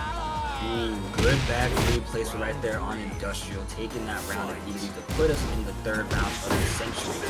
And now we gotta see what is Toro going to go for. You see a Hellspeed coming out. We don't see a very strong punish on that move from Steve. Industrial lower on the life, the fake electric into the full combo right here, and that's going to be round number 2 if Toro doesn't drop it. And I don't think he will, because that's a 7-goal letter round. Interesting. What's up, homie? Nova Afterglow. That's the god right there. Hope you're doing good. Oh, Toro goes for the 1-1 hell sweep. That's the classic. And then Industrial Horror with the jawbreaker, the Ed Netty. Oh, the sidewalk coming through, and we were just talking about how small movement makes a pretty big difference. And Toro right there, dashing out with a big damage combo as much as he could get. But now you have no heat. You got Steve and Rage, who has back one at any given moment. But it didn't matter. The hell sweep comes through. Toro taking game 1. He definitely got those horns. Toro, we need a Matador to get him out of here. And we only got Industrial Horror. Not quite the same thing here, but I think he's got the ability to keep it. Hey, he made it work, and that's what matters the most. I mean, you can make it work even if it don't sound like making it work, alright? Because Toro's definitely making it work, cashing out once again, immediately going for the full damage. Much he can get. The wall rising to 7 gold hit around to start us off again in the second set. Golden letters is happening quite often tonight. Oh, he said, I know you're going for the chains. I know you're going for the high. Let me duck it, and now you getting high. Oh yeah, getting high indeed. Oh, ducking over the special grab. Nice job from Industrial staying alive there, pushing. That's what matters the most, but it's a big risk right there, Toro. Not sure what it was. Oh, gets the side step 2. Big damage is coming up on screen. Yes, sir. Gets that. Follow up with the heat burst into the rage jar. Once you get rid of that great life on Steve. It's definitely a great option to use here, putting the Hellraiser and taking you to a dimension of pure pain and misery. Can Industrial Hoarder get back up? Well, if they're going to be alive right now, they got to hold back that button as much as possible. Went for the Gatling blows, didn't fully believe in it. I think he could have just let it rip, but the sky scraping razors are coming through, and now we're in round 5. And back forward 2-1-2 never gets the classic double jump. You're right about that. Industrial Horror tried to go for the sidestep right or even the weave right, but it didn't work out. And now Toro tried to go for it again. Almost got the back blown out, but Industrial Horror wasn't ready for it. And now Toro has got the momentum right back in his own favor. It's not time for back shots, sir. I'm going to need you to stop trying to go for that as much as possible. Now Toro doing a wonderful job, gets the tornado, and we're going to be seeing a no, just barely alive. One more shot for Industrial. Spoke too soon. No, while rising forward, take it. Toro. The Billy Club. Billy Club didn't catch Toro on the ground right there. Huge whiff, punish opportunity. That out of the top 8 losers round 1 Toro versus Fradin match, which we got right here. And we are already slipping into the atmosphere up against the stratosphere right now. And we're already starting us off with a wonderful heat engager. Party time being activated, but a block low rail time from Toro getting on Fradin. But Fradin, no slouch, no doubt, is going to take him out in just a few more hits right there. So Toro's got to stay alive, but the backlash, classic Hwoarang. That absolutely classic. The Peacekeeper into the backlash power crush. You gotta expect it.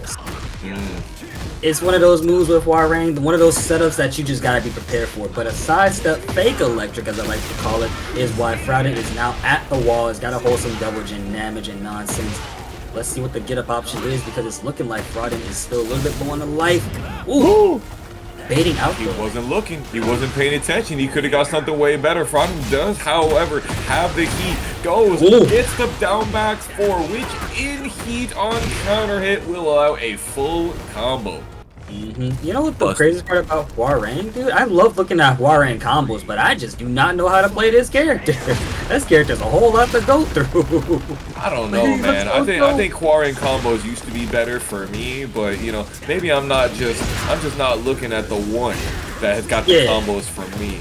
Alright, Toro trying to charge up the final flash on him. Gets the low parry right there out of the left flamingo down back 4.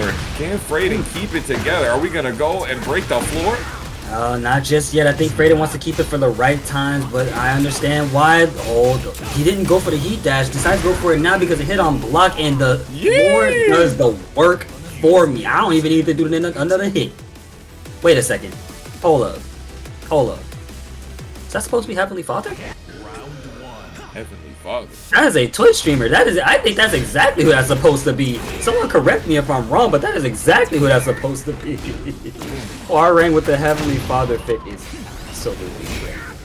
Sick. But What's also crazy is how Toro is low on the life after just a couple of hits and a combo too. Because look at Fradin putting on the hurt. It's looking like Toro doesn't know what to do. That's exactly why we see another 7-letter round out of Fradin. Yeah, that was difficult to be able to get away from right there because that was not the weak side for that attack. Putting on the plus ramps, Toro trying to step, and you know what? Eat this homing heat engagement. Oh yeah, ladies and gentlemen, boys and girls across the world, look at the double damage popping up, popping up, popping up. Charges up the special move, but doesn't let it rip, and instead decides to fly in. Nice patience to kind of watch and let the move full string rip. Oh, the wake up heat smash though, get away from me. Yeah, wake up heat smash is wild. Yo, backlash at range 3? That is actually kind of nuts. You know what? I'm gonna say it was calculated because I'm not gonna slam. I think that was pretty sick. No, I think it was definitely calculated. You know, you have a Devil Jin that's range 3 away from you, and it's like, okay, you gotta expect him to go for Morning Crow and super great knowledge for Fradin. And now we see Toro on the other, on the giving. See, I can't find my words. Toro's just trying to get the offense started, right? Fradin's low on the life bar, gets a special grab, not dead though. One more shot for Fradin, and the Petty Low is gonna seal the deal for this round. Petty Low is crazy. Down 4. Back in Tekken 7, we saw a lot more of that when it was only -12. Now it's -15. I feel like you barely ever see people doing the generic lows, even though it's what we know is that the small Tekken allows the big Tekken to work. Because wherever there's small Tekken, there will be big Tekken, and that was a pretty big launcher for Fradin as Toro is now taking damage, piling up, and now we gotta play Fradin's game at the wall right here. So where's it gonna be? 4-4-3 manages to roll out of Hwoarang's way. The E smash locking him in place right there. Try to go for a grab, but easily ducked by Toro on the fly. One more shot for Toro. Fradin is looking really solid, but the backlash to the face, and Fradin's gonna be moving forward. We saw a couple of those. It seemed like Toro wanted to do sidestep button a lot, and Fradin was just ready for it, especially after Toro side. Both got the same power and same offense, but here's the difference. One is Santa Claus, and the other is wearing a mustache. Alright. I see.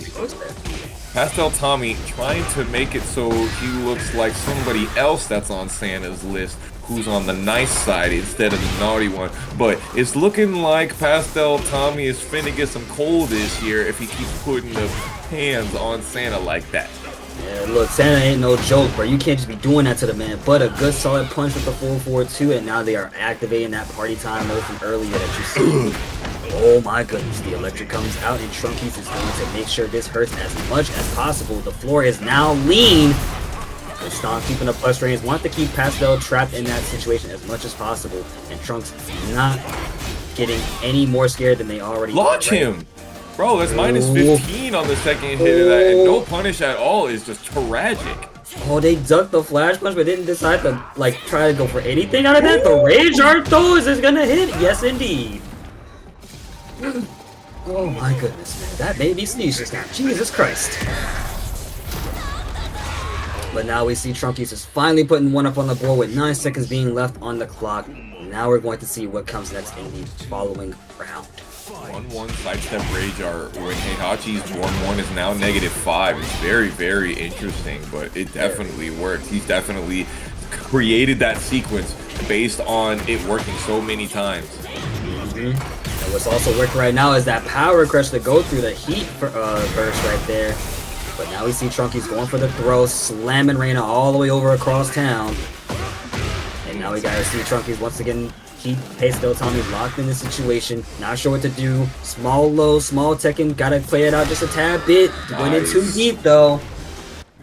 Another one of those generic down 4s that we were talking about earlier, man. And Heihachi, oh okay, Tekken's a 3D game, let's get down to it right now. But Heihachi does still benefit heavily from playing such small Tekken, right? Still got the generic modes, still got the down 4-1, still got the right, has the newly righteous stance and oh, you're dead. Oh, he better be. There you go. Stomp. Man, stomping on Santa's chestnuts roasted is crazy. Oh, that's why she's called the Nutcracker, man. I mean, I'm pretty sure she has a move that's called Jewel Crusher. Yeah, Jewel Snatcher. The family jewels from Grandpa. I'm tired of this, Grandpa. That's too damn bad. Get over there! I need more children to continue the bloodline. Trying to get banned from Christmas. Not Trying to give you you in this particular. North Pole, girl. Go downstairs. Nice job. Tommy is now looking to be on the unfortunate end in the rage scenario. Try to go for the power bomb generic grab. Trunkiez low good on her life right now. Doesn't have rage just yet. Trying to go in. Okay, so gets a good punish right there, but now you gotta get that offense started. Don't let it go. Don't let it slip out your grasp. Ooh, Hashi. 9-4-2. Had nothing for a heat engager. There it is, that long range low, the jewel snatcher. I think either one. What's it? Wall Rising, what, 2? That was jewel snatcher or 1+2? Wall Rising 1 and that low look so similar to me. I honestly don't know. I honestly couldn't tell you which one is the name of Jewel Snatcher. I gotta get back on my practice for that one. Once again, Trunkiez not punishing the power crush from the Sentai stance mid. And that's what's gonna be hurting them a lot. Trunkiez, you gotta get those punishes up, buddy. You got the God mode activated. You gotta activate at some given point, but you're gonna keep holding on to it. Now we see Pastel trying to make a comeback, trying to get something started. Still got a lot more health to work with. You could take maybe 1 or 2 big hits before you're dead for sure. Good punish though. Didn't even need to. That was very risky from Trunkiez right there, doing the down forward 4 delay into 1+2. That is a counter hit launcher. It would have won him the round and the game. However, big risk, as we saw right there. Pastel Tommy knew about that one way in advance for it, and he was able to get the punish and get the kill. Oh yeah, and now we're going to be seeing a pretty highly, how do I word this? A high momentum Pastel Tommy going into the next game after we get a stage switch, because we have to switch the stages. If you want to be in a technical tour course, I don't really care. I think it's a stupid rule. I'm gonna be really honest, because I'm the kind of guy that just presses the button immediately. Like, bro, I'm trying to keep playing, bro. Come on. But I think it gives a lot of people some cooldown to work with, and that's the best part. I'm looking at this Clive trailer, dog. I'm like, are you sure you guys didn't want him for Soul Calibur? Bro. It's really interesting. It would have been so much more better if it was Soul Calibur. Wait, is that... Yo, wait, is that Onimusha? Onimusha? Yo! Are you watching a Game Awards thing, bro? I'm watching through a friend of mine because I'm like, yo, let me see what's happening. Let me just have it on the background somewhere. And it's looking like this might be Onimusha if Capcom doesn't trick me and say this is not. No, it is! Let's go! That's crazy. Dude. It's a good time to be a gamer, dog. It's a very good time to be a gamer. Let's go. In 2026? Oh my goodness. Where my Virtual Fighter at? I need Virtual Fighter back. I need this They set did get back, announced. though. Pastel Tommy, Trunkiez, where are we going? Don't put us on ice out here. Man, that's exactly why I had to take a look at somewhere else. They leaving me up on the ice. They don't want to keep talking about how good they are, bruh. Maybe it's got a little bit of connection issue. Just give us a moment, though. Get ready for the next battle. Okay, never mind. We got it. We got it. And it's looking like Trunkiez. The people from down below are telling me that they were probably restarting the game, which probably makes sense. Let me sit here. Oh! Thank you for letting that special intro on. I actually haven't seen this scene, so that would be dope. But alright. Pastel Tommy, Trunkiez, the arena. Who's gonna take it? Trunkiez got the sidestep, but wasn't able to beat out the power crush for a nice throw. Pastel Tommy has been throwing a lot of those power crushes, so definitely a good option to be able to get the cut, the rock paper scissors option beat. Now we got Trunkiez at the wall right here. Pastel is on the tear. Keeping him locked in place as much as possible. Gonna spend that heat dash right there, but not sure what the risk was. Getting a big launch. Trunkiez doing a wonderful job. He's gonna go for the rage art right here after the heat burst, I'm sure. Yep, yes indeed. And now we're going to be seeing a dead Reina for round 1. Now the problem with that is because if you could have heat bursted, now actually never mind. None of Heihachi's strong aerial tail spins will combo into Rage Art. You have to actually do something else in order to get a combo into Rage Art. The strong aerial tail spin, which usually is like, oh man, you can get damn near anything from these. You can't get Rage Art off of them, which is really interesting. Yeah, Heihachi being that, having that for Heihachi kind of gives you a little bit more thought about what you want to do next. Right? You think he's going to be able to cash out that easily? Nah, man, he's not going to watch. Not on the developers watch, of course. Now we got Trunkiez locking him in place again. Good job getting the strong uppercut as I'm going to coin it. It really is just a pretty strong uppercut. Oh yeah, that's the omen from the Raijin, the Thunder God stance.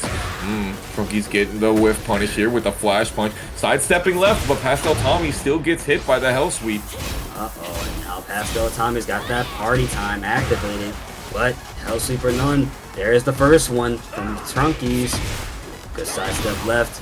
Tried to go for the pair right there. Not sure if that was the best choice to go for. Just barely out of hair's breadth away from eating another low. But a good punish is exactly why Tommy stays alive with one game up on the board. Gotta make a strong comeback. Launch punchable option right there at all. War God kick. You know what Tommy just did earlier? He did the Sentai throw. That Sentai throw is really good, but Trunkiez didn't get hit by it once, so maybe they might break it now. There you go, get the good combo going. Get that juicy ender.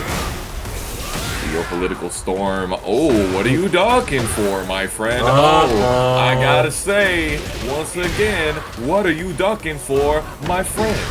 You ain't got no business ducking. You should have ducked that low like before. Trunkiez is now tying us up to a 1-1 on the screen right there.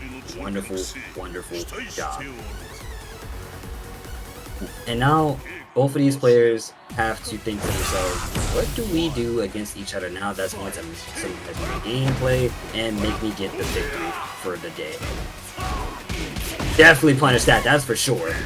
Oh yeah, Trunkiez is definitely mixing up these options. 4-4-2 getting parried by that super long Sabaki frame of that parry. Trunkiez, beam bop, boom, boom, boom, bop, bam.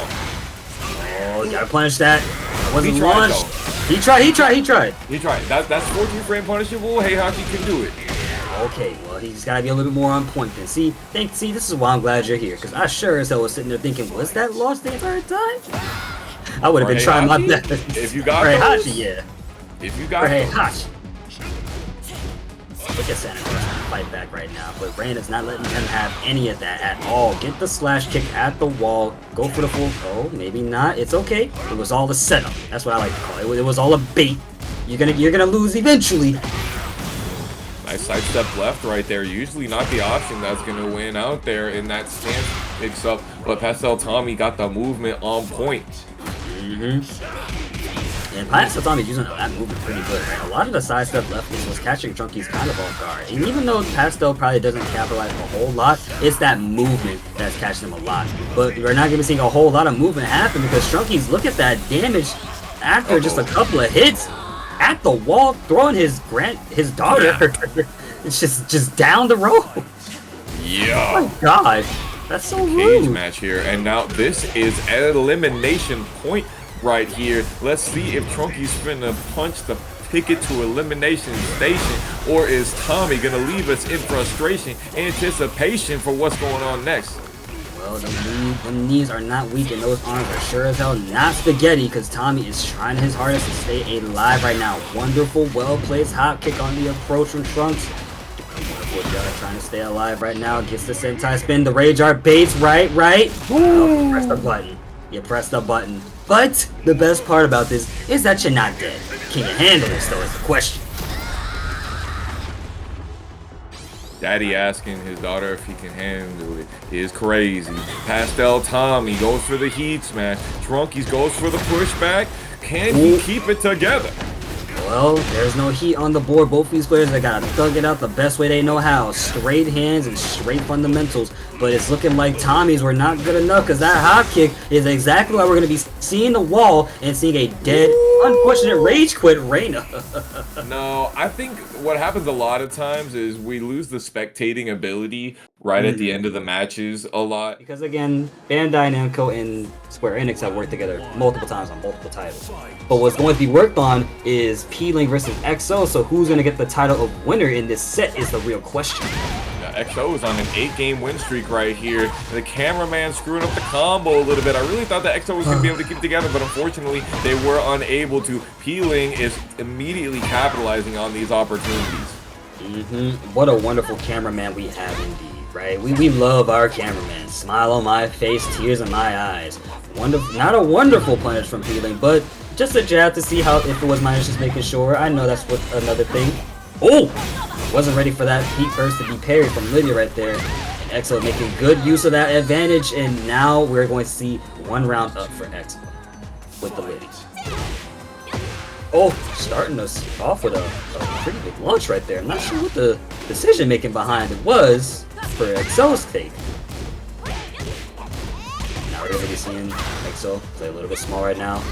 Using a lot of those small moves with Lidia to kind of just stay in front of Xiaoyu's face as much as possible, being patient, and that's exactly why damage is being applied. Gets another stonk up for the books. Oh, all this heat, bro. You want to stay on the floor? Fine. The damage, sure. I want more, all the same. Here come the waning moon to finish out the game, and you got to take this extra damage. Nothing that you can do about it. I hate that that's such a guaranteed hit for her. Every time I get hit by it, I'm like, bro, why do you get this, dog? You don't need this. You have so much. You don't need this. But I know EXO needs that. Good job on the float combo right there, trying to catch up in damage right now. Peeling a little bit lower and lower on the life right now.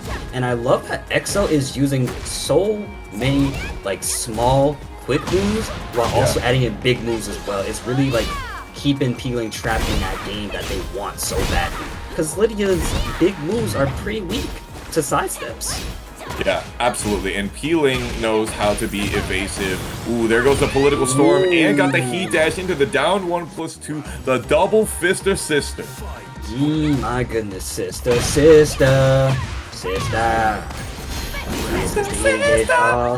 Not the disser, but I used to know a sister. Let me stop. XO got 3 banana bunches right here. Peeling getting that power crush through with, the heat smash. XO doing lots of work right now. Who would take this first game? The sidestep hop kick coming through. Classic Lidia specials. Springboarding their way in. Nice. Trying to keep them trapped in place. The trade. Peeling's lower and lower on the life right now. EXO's got one more shot. The jabs come through. And now XO extends their 8-game lead to a 9-game lead. The most important one. That means that they have a little bit of breathing room here in this set.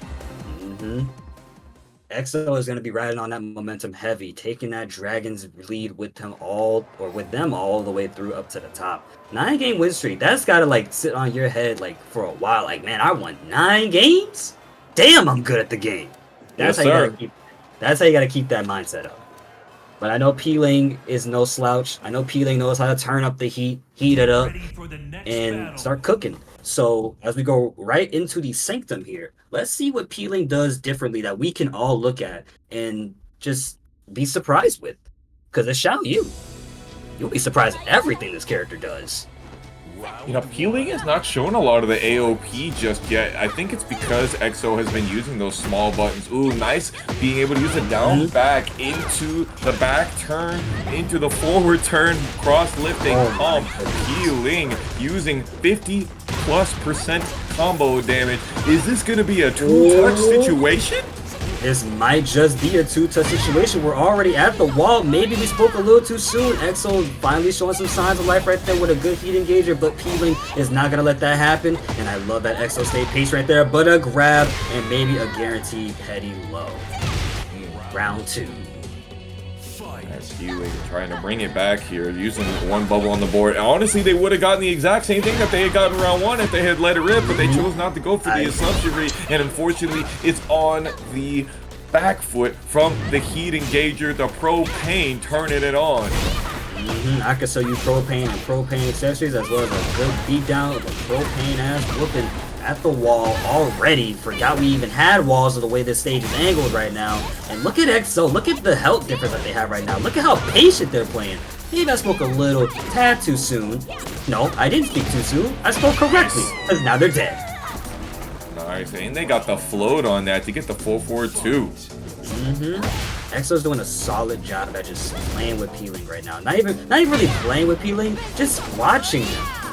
Paying attention to what all these small moves are, not afraid to guess at the right times, and also not afraid to just block it out. And I think that's what's helping them out a lot.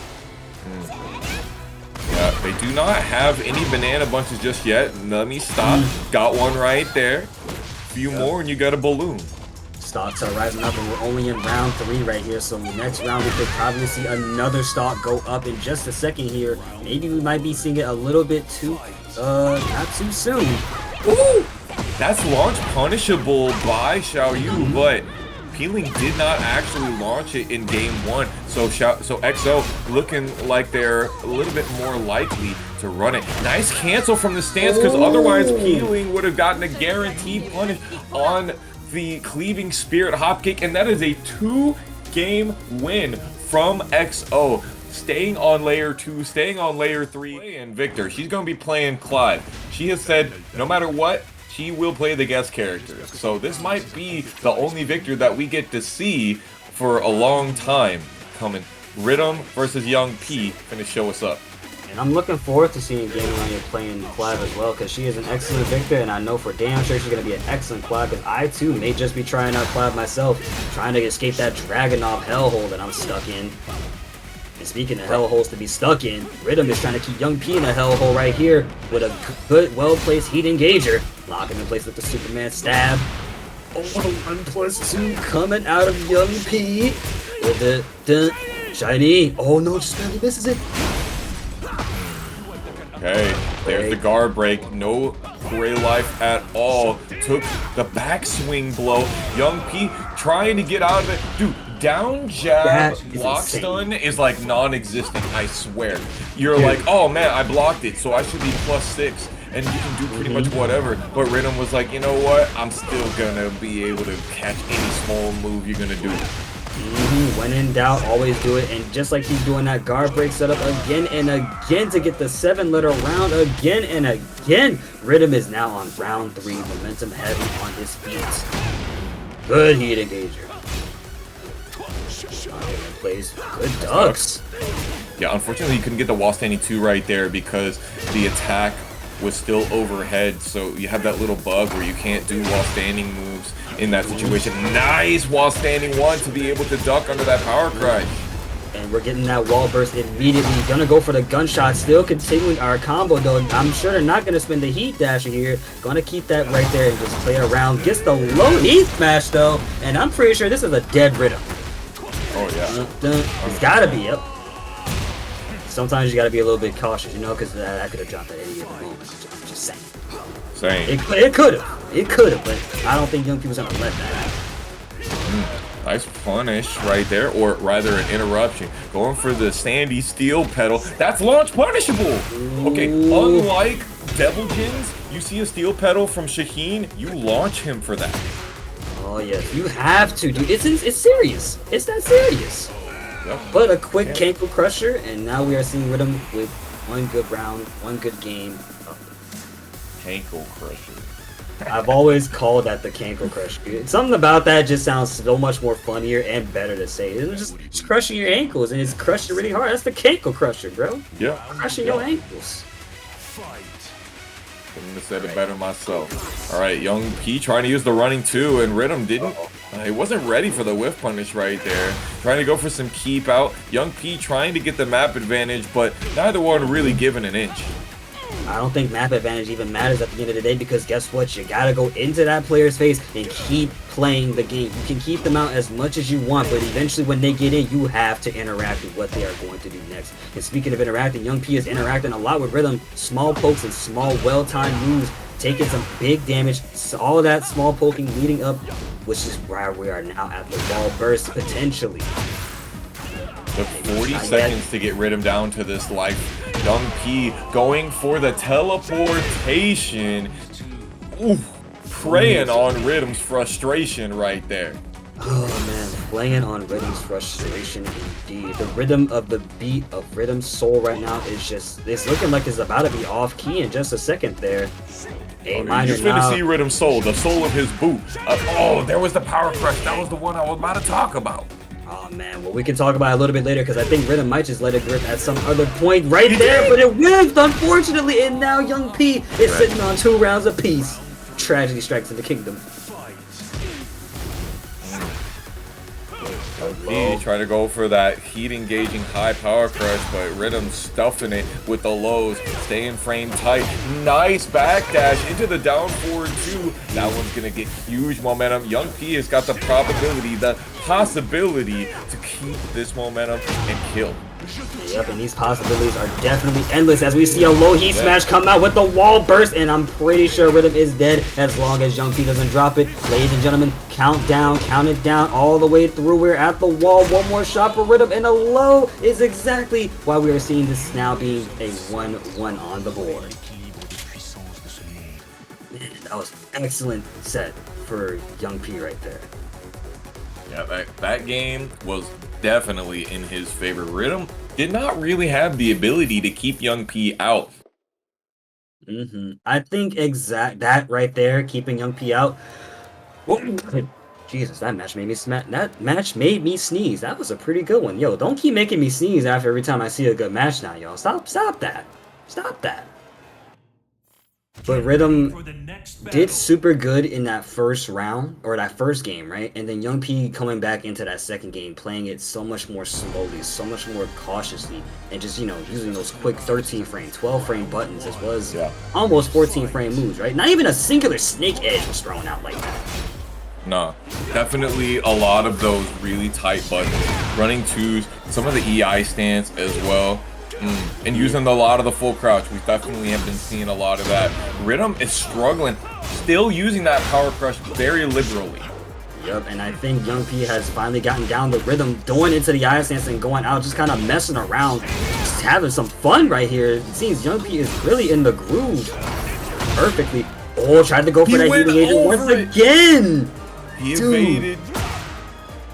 He evaded that. You know how crazy that is? He's not afraid at all. This man has courage. Just dashing up. Not afraid to take a stand and let everybody know that I'm going to be the champion. And look at Riddum. Back that. Okay, get that punish. Trying to get it back. Uh-oh. Look at the health lead. They're sitting even right now. Makes an approach. Goes for the low out of the Perfuma stance. Ooh, the sidewalk. For that really quick back turn attack. Neither one has used the heat. 30 seconds remaining. Nope, and I think both of these players don't even want the heat to be there no more because heat will change the tides of battle. And now we are going to see the heat engager finally come out. Speaking of heat, someone is heating up, and it's looking like it's going to be Young P with the full string. No, one more shot at this. The down forward 1. Dang, yeah, the 10-hit combo there was crazy. Young P, I think, is feeling pretty good about himself. Look at the ridiculous amount of the triple quadruple backdash. And finally, down back 4, lands on the counter hit. This is going to be huge, Kumo. And we were just talking about how huge it was that they weren't using it earlier, but now they are starting to use it, and Riddum is falling for it, looking like they are not going to be here any further, probably getting sent down to losers with the explosion. Explosive, perfect, no round brown for Young P. In heat, up 1+2 from Victor is known as Excalibur. And if you know anything about the lore, he has been cooking it up in the kitchen. This is one of our last first of 2 matches here, and Peeling showing out with the Spider Girl and immediately getting the counter hit while standing 2 and putting Fradin to the wall, sticking him there like glue. Sticking there like glue indeed, as we got Fradin with the Heavenly Father fist. Of course, shout outs to that man as per usual. Fradin is now on the defensive. Look at all that great life building up and a wonderful, well-placed spinneroonie. And now we're going to be seeing a dead Fradin with 7 letters on the screen in gold caps. Spinneroonie, more like that was loony. That was crazy. 22-second perfect right there. Dude, Looney Tunes is a wonderful show, bro. Let me tell you that right now, because Xiaoyu is a very loony character, but a good laser sword from Fradin right there, and we are now at the wall. Look at this damage that's piling up, and we're going to be seeing a very Bender with Xiaoyu enraged immediately with some chip damage. And Fradin tried to go for that heat dash right there. Peeling was dancing hypnotically on Fradin. And now, no way! Smash whiffed, bro. On the back turn AOP. Bro, the back turn twerk. Natural combo, though. Okay, so next up, we gotta pop it. They're playing the game for real now. Fradin goes for the sidewalk down 4-2, gets nothing, and Peeling gets that momentum and uses the small stuff to get the big stuff. Yep, the small stuff into the big stuff never gets old. Try to go for a parry attempt right there, just a little bit too early. Fradin trying to fight back strong, but Peeling locking him out with the heat smash. Gonna use it down forward right there immediately. And now we're playing Fradin's game, who's got the upper hand with the wall splat and engaging.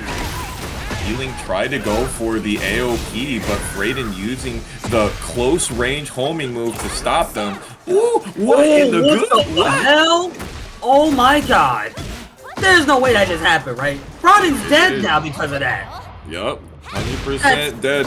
The wall jump recovered in a way that was evasive so that the backslash power crush was tragic. That is so goddamn unfortunate, as now we are going into round 4 with Peeling just being up ahead already. Even if this isn't like, I feel like even if this was the first set, Peeling would still be up in the other hand. This matchup is just notoriously not good for Hwoarang.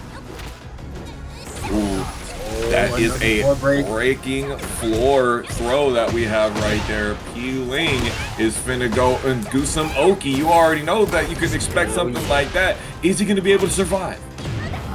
Let's see how the survivability lasts. It's not looking like this Freddy's gonna survive any longer. The back one comes out as we get no lotion on this stage. All raw, all unadulterated, unfiltered beatdowns.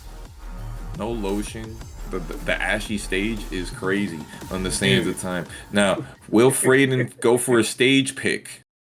Well, pick is not something that we do anymore in Tekken 8. Right. I think that personally, I would like the idea of stage picks, but I think that a lot more of the stages are similar in Tekken 8, that to the point where it's like, whatever.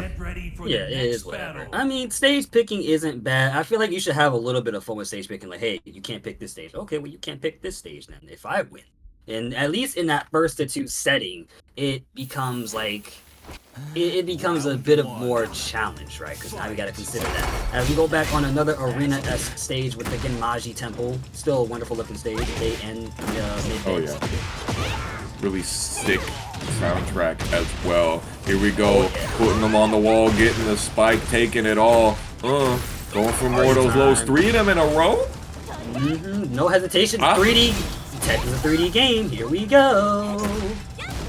Nice one for more of those little spinny lows once again. It's a big hit, getting some health back as well. But the sidewall ruined everything as we try to take out Xiaoyu with a special good grab. Oh, you gotta be kidding. Nice. Using that to be able to get over a theoretical low that Peeling could have had. Didn't need to go for the final back one or anything else. Oh, counter hit into the full forward 3, the axe kick. Oh, blocked firecracker that time. Good job. Ooh, not sure what that string was, but it definitely caught Fradin off guard, because it caught me off guard, and I wasn't prepared for it. Got that homie heat engager. Breaking the doormat throw that time, remembering that Hwoarang does have a full throw game. 4-3 into the sidewalk is unfortunate for Fradin. Couldn't get what he needed off a nice sidestep. Gets the heat smash. Can he finish it off? Nice down back 3 to finish out. Great job as well. Fradin not letting that first game terrorize them in the slightest bit. He's gonna stay vigilant and staying alive as much as possible. That's what you need to do versus Xiaoyu. As we now sit here at the wall, Peeling in a very unfortunate, slightly dire situation, but the wall run comes through, and now you gotta play against Xiaoyu once again. Fradin really should have had that. He got that counter hit on the down forward 4, but did not get the flamingo stance transition into the guarantee wall splat. Try to go for a move right there, whipping some buttons right there. Not sure if Fradin's gonna be continue to do that. Not versus Peeling, you don't want to do that too much now. Down 3-4 the usual. Now, Peeling missed an important punish that left Flamingo up forward 4. That jumping, launching kick that Fradin did a little while ago. 14 frame punishable. That is a launch punish for Ling Xiaoyu. A 1 button long punish even. And that meant so that Peeling could have gotten wall and everything, but he did not. And that means we're going to game 3. For the next battle. 14 frames, dude? Jesus Christ. Yes, sir. I swear, some moves just don't feel like they're minus like that. But either way, minus or not, both these plays are 1-1 for a very good. Okay. I really hate how that foot really just goes into the camera like that at certain angles. That's really funny. Yeah. I'm gonna have to show you an edit soon. Be part of the Foot Clan. Oh man. But we ain't Teenage Mutant Ninja Turtling out here. Oh, might have to in the quarter though. You gotta be a little bit careful. Cannot be ducking. And speaking of turtles, the turtles just got shredded right there because Peeling took that round almost like he took it like Shredder taking what's the girl name? April. Yep, took it just like April. What's the news report coming up out here? Sidestep 4. Peeling tries to go for some extra. Didn't have the frames for it. Peeling is going to need to use the key smash soon. And there it is, right after the down back 2. You got to expect it. Yep, you have to. Try to use a Ghetto Kick to get something started and get them all. But Fradin now, unfortunate situation to be in. Low on the life, in phase. Got a healthy Xiaoyu. Shooting star comes through. Imagine doing a mid. Man, imagine doing a mid. I don't know where I'm going with that, but all I'm gonna say is like I hit. Unfortunately. And speaking of unfortunate situations to be in, we are now at the wall with a break, and we're not gonna be seeing another break anytime soon. Oh! Bro, waiting. That's death. And they're gonna be on the corner right there. Whoa, that was crazy Oki because of the back turn situation. They did the quick back roll and it left them back turn?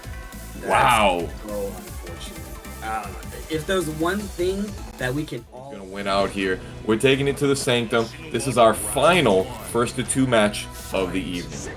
After that, we're going to be locked into 1-3s all the way. Ladies and gentlemen, boys and girls across the world, lock in, please. Don't even think about the Game Awards right now. We got wonderful-ass Tekken happening on your screen. Starting this off, Riddum is already low on the life right now. Look at Trunks kind of playing it super compact right now. But there's the Hell Sweep that Riddum was looking out for that I talked about earlier. Yeah, Trunkiez showed the Hell Sweep just a little bit early right there. Whoa! Ooh. Throwing him away from the wall. Not sure how good that may be for Trunkiez later on in the 27 seconds we have left of this match. Blocks the Hashi. He did not get the launch punish on it though. He could have gotten the kill here already. But it is what it is. We're going to be seeing a wonderful good throw. And maybe a low. Santa Claus is down around. Beater, beater. Oh, he coming to town. Oh, he getting caught. Ooh, but now we see Riddum finally getting started right there. And you know, you were saying earlier that Shaheen has some of the best small tech in the game, and you were not wrong, because it's looking like Trunkiez cannot contest it right now. There goes the guard break, but Trunkiez wasn't blocking and therefore got immediately tornadoed, and Riddum is ready to get this no round brown. However, Trunkiez using that down forward one and trying to get some pressure, but Riddum using the power crush really well. Power crush is going to come through a lot of power crushes being really used is also what kind of makes Tekken this attack, right? But not to mention, Riddum uses that super duper often. Speaking of super duper often, that was a super duper unfortunate whiff, wouldn't you say?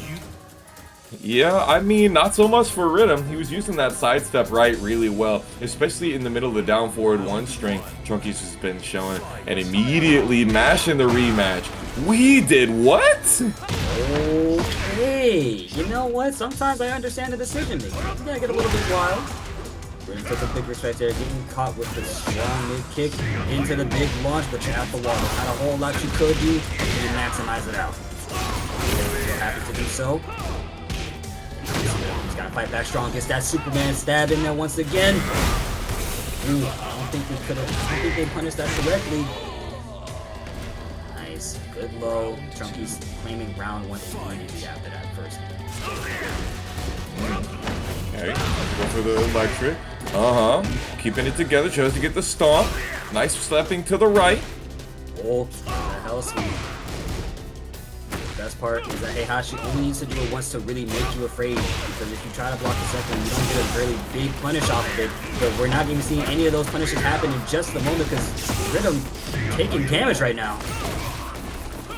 A lot of it, absolutely.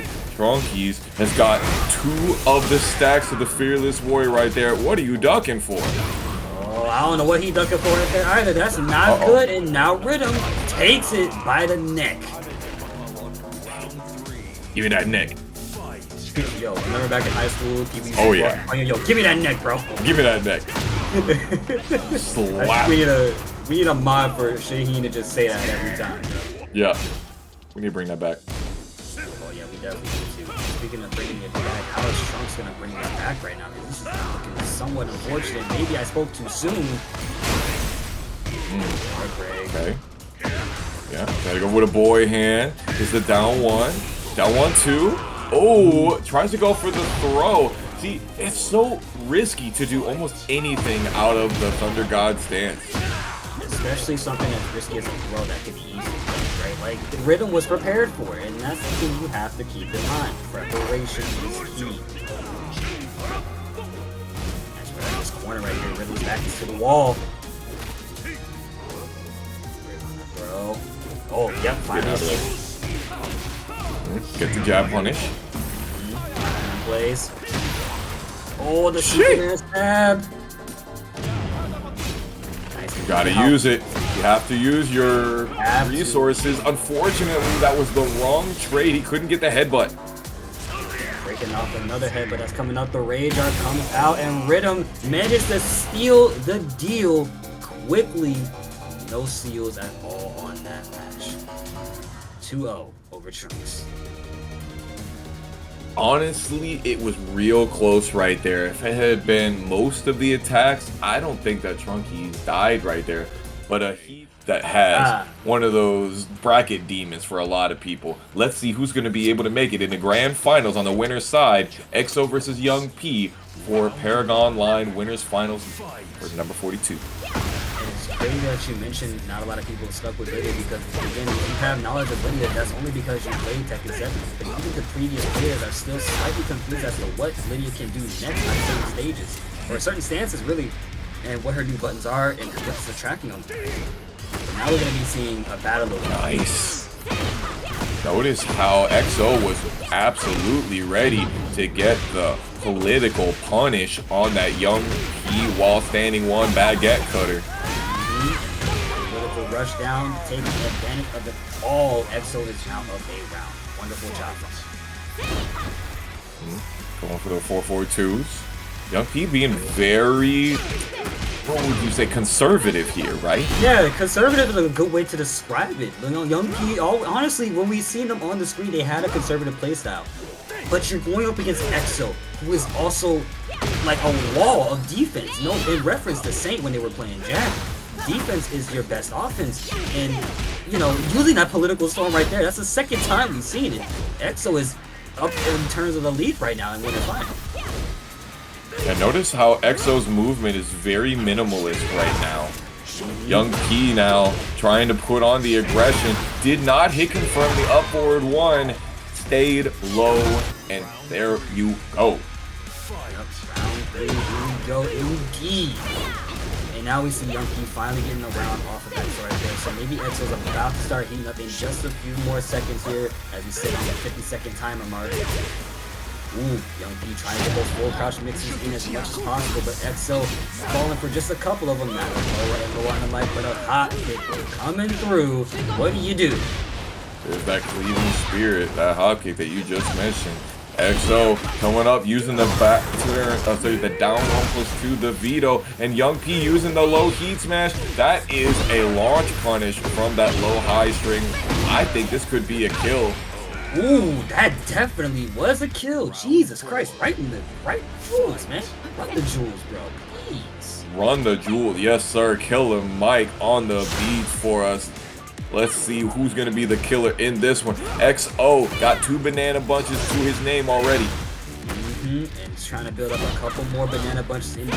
No Donkey Kong though. Trying to play a conga line as well with the rush down, but the 7 deadly sins, I like to call it, that power crush is coming through. Unfortunately, the heat burst. Big sidewalk from Young P. Gonna get this great wall splat. Never mind, I spoke too soon. Oh, you get wall splat. What you ducking for? Uh-oh, I don't know what made them want to duck right there, but that's not really what you want to do at the wall. However, Lydia's got to eat some more damage as her banana bunches are now at 3. Good block on that string. You probably could have gotten a bigger punish, and now the outscored 1-1. That was a great walk. Back one is not very good. It is in regards to tracking. However, we see that it is a great heat engager all the same. Down to Young P putting on the propane tank himself. Oh yeah, propane accessory and a propane mask of a lifetime, because Exo is taking damage more and more as they sit in rage, no longer having heat but 3 banana bunches on the board. But what you ducking for? The wall standing 1+2. Young P using the full crouch mix to his advantage. It is extremely difficult to be able to deal with that mix. It has so many different layers to it. Let's see what Young P does to continue to keep his lead. And the best part about that wall standing 1+2 is that it's safe and it's not even mindset. I think at best, not even at best, it is what, -9 at the most, correct me if I'm wrong, but that's a really, really good lead to have for victory. That's going to be the reason why they're staying alive for the most part in some of these matches. But so trying to make sure that victory is staying dead as much as possible. Dang, sidestepped right, but unfortunately did not step far enough and got caught by the Excalibur. EXO once again getting the last hit by the wall standing 1+2. Talk about deja vu. He's just been in this place before, because now we are slowly right at the wall, creeping up on it. Just a couple more hits, now we're here. What is it going to be? Because it's not looking pretty crystal clear. Oh, the big chop! Sitting on another round brown territory situation right here. EXO's got to switch it up somehow. Start going on the offense. Maybe be a little less defensive. Not sure what the options for EXO are right now. It's really difficult. In that first game, Young P was so conservative, and now he's so much more aggressive. EXO finally seeing that, taking advantage of it, getting a sidestep and the 3-2 launch punish. Wonderful beats from earlier, but the power crush is now decided to come through, and this is where Young P likes to have that. Going for the full string, try to interrupt, and of course, because they used the full string, a little bit of health came back. I'm not sure what happened there. They caught perpendicularly, and EXO was like 50 feet away afterwards. EXO going for the small stuff here, trying to get Young P off kilter. 10 seconds remaining. Great job breaking the grab. Beautiful interruption. Nice job with the interruption.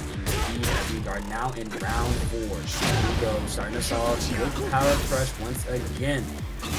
And that power crush is so strong. It's a high, it's fast. It's got that Oscar 4 1+2 feel. Yes. You know? It's pretty stupidly good. Stupidly good is definitely the way that I would describe it. EXO in heat. Doesn't have any banana bunches yet and might not get any chance to climb the treetop because Young P already working on this gigantic amount of heat pressure. Ooh, good use of the political storm, but the parry coming through. Perfumer low and another low. Taps to the shins, slicing them up, dicing them up. Because now we are not going to a 3-star restaurant. We're going to a 5-star restaurant. Right, Victor? We're not going to a 3-star restaurant. We're going to 5 stars. I hope so. We need that Michelin. We need to engage. We need to have that 4-course meal going on here. What's for dessert? What's a good dessert you could get out of Wong? Creme brulee. That's actually never a bad choice to go for. I was thinking of a Biscoff cheesecake. Biscoff cheesecake? Oh, okay, yeah. Cheesecake is mad good. I'm not gonna lie to you. No, I'm lactose intolerant, and I go, oh well, you know, it's just cheesecake. And then you just go right to the restroom immediately after I'll talking be about alright. it was just cheesecake. It was just cheesecake. It was just cheesecake. Bro, the one time I went to Olive Garden, I got the 5-cheese ziti.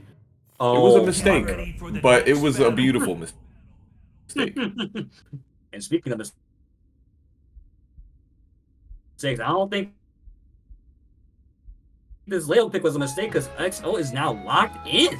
So now Young P has to decide how to fight AO this. Round 1.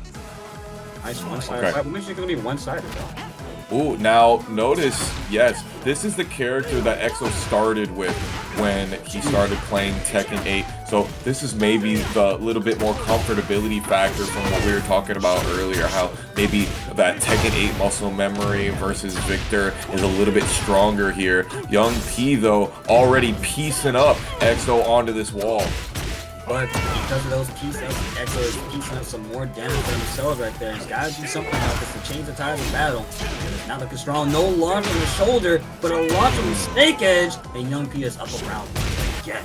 Repeating it was a little bit obvious because Young P had their back to that wall, right? And the down back 4 would have gotten the extension to go through that wall and get huge amount of reward. Risk reward was wild. Oh, my man, shimmying like ODB. Yeah, I'm about to say, you saw that shimmy right there, bro? This ain't shimmy neutron. Stop that.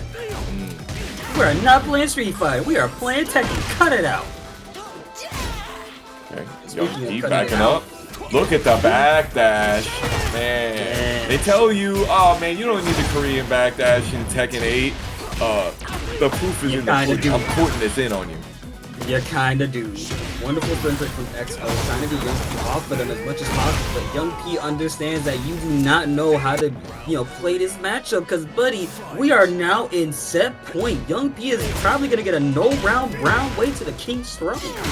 Nah, do not count out XO right now. There goes the down forward 2, knowing exactly how to get him over to the wall. Have not spent the tornado just yet. Oh man, they were just a little bit too far away. He with the special mid from I stance is gonna have EXO in their clutches for just a little bit longer. Trying to make it as much as possible. Good punch on that down forward 2. What do? Last chance, last shot. Don't crack under pressure. Wonderful job. The last hit of the string, and Young P going for those real small buttons, not wanting to have those giant risks, and succeeds in getting 3 games straight and sending himself into winner side grand finals for winning. Like, oh shit, no one conservative? Shoot, he's going in on me. What do I do? Because now, what are we gonna do about Riddum and P-Link, who is starting us off strongly with a float? Surfing in the USA already. Riddum and Peeling have played each other so many times. Peeling chose not to go for the AOP stance, and therefore Riddum didn't get the punish on their hop kick. We are on so many different layers right now, it is crazy. Peeling going for layer 3 on that one, letting the walk on the hypnotist stance rock. Kick to the face while you roll around in the mud of the water right there. I'm sure that water is not clear, not crisp, not crispy good water to have. I'm not sure how water can be crispy. It's definitely polluted by the evil thoughts of Kazuya and Jin Kazama here. If you remember the story mode, there goes the heat smash. Ooh, yeah, I think you know what. You want to take a walk? Why don't you kick rocks? Kicking him right into the face as we go right into round number 3. Wonderful job from Riddum with the hop kick on his stance right there. But Peeling says, I got kicks of my own, and they aren't hop kicks. That's a big launch right there from Riddum. So Riddum, not afraid. Big shot to the head. Play my game. Did not get the launch punish on the whiffed down 3. That's okay though. Continuing to use the heat smash, and now going for the immediate options instead of the delays. No more delays right here, and now we see Riddum is going for those. Ooh, I was about to say he was gonna go for those wall standing 3 loops, but doesn't have the wall that could really continue. But yeah, no reason to keep that going. He went for Oki instead. Oh my god, that was a reset and a reset. I can't stand this character. Spider-Man, how dare you? Damn shame. That's a damn shame. No longer has rage. What a damn shame indeed. Big kick to the face, reading the spring kick, but I'm not sure what happened there. 10 seconds on the clock. Foxhound, I'm a little nervous right now. What is it gonna be? The flow! Get it down back 2 into the slide on you.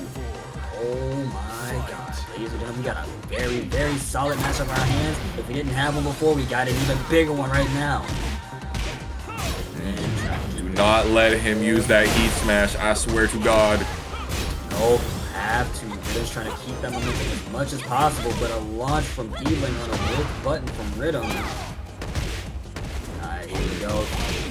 Oh, the peeling Oki is second to none. Goes for the Nova shooting star. Riddum gets the sidestep, gets the launch. Bing bop, boom bop, bam. The kind of shit I'm on you couldn't understand, he said. My God. Man, let me slide on you real quick like Gun from Street Fighter 4, man. Let me, matter of fact, ride a kick, my boy. And now Riddum is on a solid 1-0 lead on the board. He's got a lot to work with right here, and I'm sure they are thinking to themselves, alright, I need to be on top of myself. Whatever I did to win that game, I need to keep doing it. Remember, this is the first of 3, right? Yeah, which makes it even more scarier. Because Peeling could not only switch characters, but they could also just play different. Ready for the next battle. But they're gonna be sticking it up with the Xiaoyu versus the Shaheen, believing in the pride and true main, the all-time favorite. Round 1. Now we're on an even smaller stage before. Now we now have walls, so this is definitely what Peeling wants to see right here. Absolutely, this is definitely the Xiaoyu stage. Back in Tekken 7, you wanted one of these small octagonal stages for some of the crazy things that Xiaoyu could do. They took away a couple of those weird get-up situations that used to be possible, but she definitely really likes to have you up against these weird walls like that still. But we're not going to be seeing any wall plays just yet because now Peeling is up 1 round on the board. However, we have seen this situation before where Peeling was up a round, but Riddum made a strong comeback 3-1. Okay, Riddum trying to run up and get the down forward too in case Peeling wants to go for something tricky. Not making huge risky plays here. Nice shooting star. Riddum is getting caught by Peeling's keep out. From earlier, but now Peeling on the receiving end of a hot kick from earlier. The wall now, ladies and gentlemen. What is he going to do out of Riddum? How are we going to keep them locked in right here? Okay, that low does no damage, so you're good. Still alive right now, still staying in here. There we go. Ooh, trying for the spring kick. Oh, shooting star again. Riddum trying to go for the sidestep button, but Peeling was way too far away with that evasive back turn down back. Oh man, Riddum doing the full swing from that far like that definitely costed them that round. I think he might have been banking it on Peeling taking a big risk right there, but that wasn't the risk that he wanted Peeling to take. Ooh, Dang, it feels like wall jumps are just so good in this game. Like, when these top players use wall jump, it has a 90% hit property. It's crazy. Oh yeah, but I also think what makes it so good is that not only do we have the top players use it, but the way Peeling uses it, he doesn't hesitate to use it. He uses everything in the books. See the man Stash trying to lock him in place, but a well-timed up forward or up back one from Peeling to stop anything. Wall rush from Riddum this time, taking a page out of the book. Oh man, he whipped the whole thing and Peeling still couldn't get the punish on it. That's unfortunate. He tried to go for another wall jump, but unfortunately he was off axis, couldn't run it. There goes the cross lifting palm to back on +2, and now Peeling has tied the set up. Oh my god, and guess what? We are still not done with the full set as well, right? We've got 2 more matches to go, so this can go to either player. No one is expecting what comes next. And I'm not even gonna say I don't. We've seen Peeling and Riddum play before, I'm sure. It's not going to be the same every time. And I'm not even sure what the win percentage is for Peeling or Riddum versus each other. But I know one thing's for sure and 2 things for certain. They're about to be running it back and forth between each other, locomotive steam train. Get ready for the next battle. It's definitely going to be a train run right here. Coliseum of Fate. Now, this is going to be an infinite stage, much larger pseudo-infinite stage, I like to say. Yeah. Much less wall issues coming into play here. Peeling going for sidestep 4 there. He wasn't really using that in the rest of his game so far today. So, very interesting that he chooses to start that out in the beginning of game 3. Well, I think that was a good thing for Peeling because the thing you also got to remember is that if I bust out the good stuff early, they're going to be there for it. And at the end of the day, you want your opponents to be hit. You don't want them to block. Anything on block is, you don't want that. You want them to get hit by it. And I think Peeling knows that stupidly well. As we see Peeling, unfortunately, however, getting caught by the sidewalk that Shaheen landed a hot kick on. Extra damage. You got to play the game. 4-1. Very nice. Got that float and was able to keep it up. Oh yeah, and hopefully we see a couple of more floats because Xiaoyu, you know, a very evasive trickster. Anytime she jumps, the moment you press a button and she jumps, and it doesn't hit you, hell yeah. Yes, sir. Yeah, Peeling using way more of the Art of Phoenix stance in this match right now, as opposed to his previous matches. But now that Peeling is busting it out, it's gonna be a different kind of battle. But look at Riddum showing some signs of life, staying alive right now. Backing off, kind of watching. Just sneak a little bit. Ooh, good punish on the hop kick. Run up hop kick. Peeling, I thought you were from California, not Florida. Uh-oh. Good job to stay grounded right there. But Riddum, what you ducking for? Yeah, dang, he was able to stay grounded, but he couldn't get anything off of it. Peeling has been using the shooting star a lot so far tonight, and Riddum getting that power crush, but immediately getting ducked under that guard break. Peeling comes back. You've seen it one too many times. I've seen it. Fool me once, shame on you. Fool me twice, I will now kill you. Good 13 front punish. Look at this. Oh, bink to the head. Bing bong. Bing bong. What is that from? I'm thinking of Mortal Kombat X now. Nah, it's that TikTok from Bing Bong, Truck Your Life. Oh, that one too. Yeah, ooh. Now, doesn't care that there's a wall all the way over there, because he has all of the space that he needs right here. Bro, he didn't even want to get off the floor. No, he just decided to hold that. Oh my god. Speaking of He's going to eat the dirt on the Coliseum floor. There's the bong earlier. Oh, picks up off of the slash kick. Riddum is now in a much more unfortunate situation, but the broken throw, staying alive still, just barely though. Gee, I wish my slash kick had a launcher. Man, I wish I could pick up off of my slash kick if I had one. Yes. Would be nice. But a low heat smash, feeling low on a life right now, and Riddum taking it once again. Alright, now, here's the question. Do you think that we see a Game 5? Considering how back and forth these two have gone, I think we may just see Game 5. But you and I got somewhere to be. And that's at midnight. So we need them to hurry it up.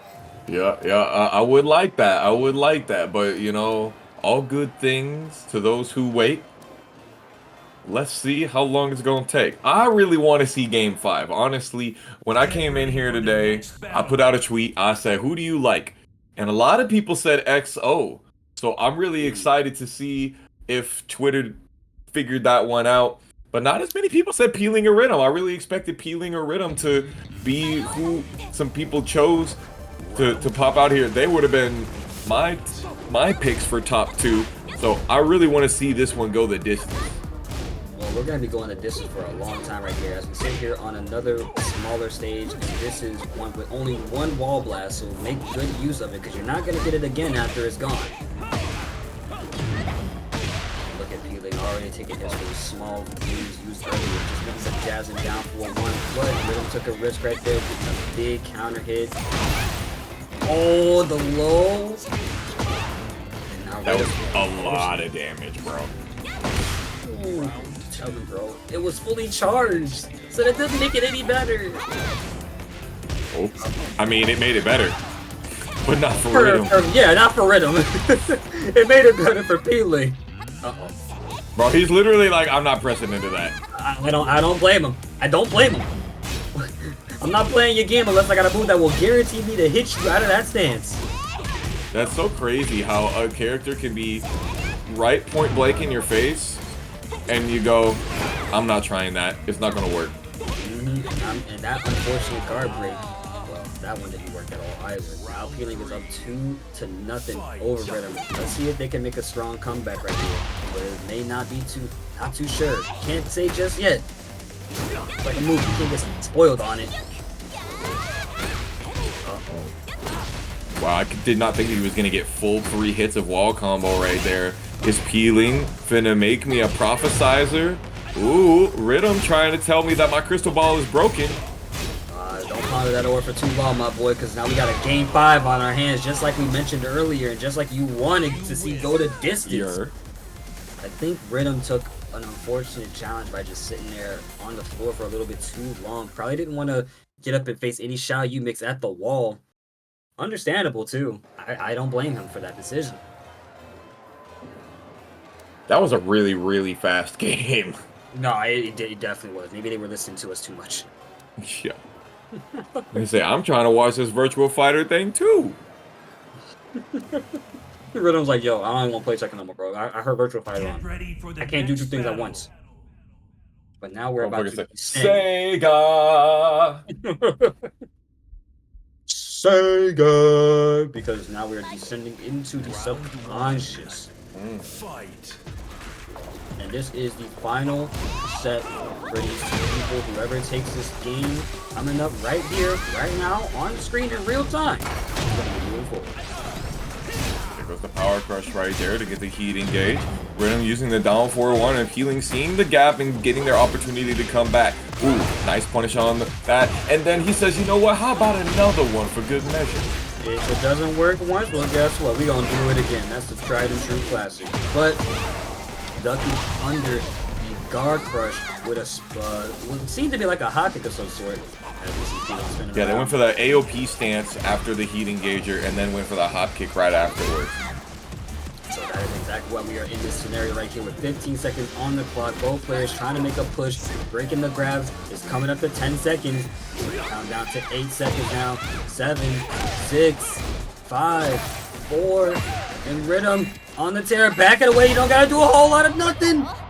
Wow, it was so close. If it was just a tiny bit faster, Peeling could have done it. But that was crazy right there. Riddum keeping it together. What are these trades right now? Dude, these trades are benefiting somebody, and I can't tell you at this point. They are just throwing it out right there. Slobbering out of the matches, I'm going to call it. And Riddum is on the defensive end right now. But all that hit, back turn. Ooh, good launch. Are we gonna go downstairs eventually? I think we are.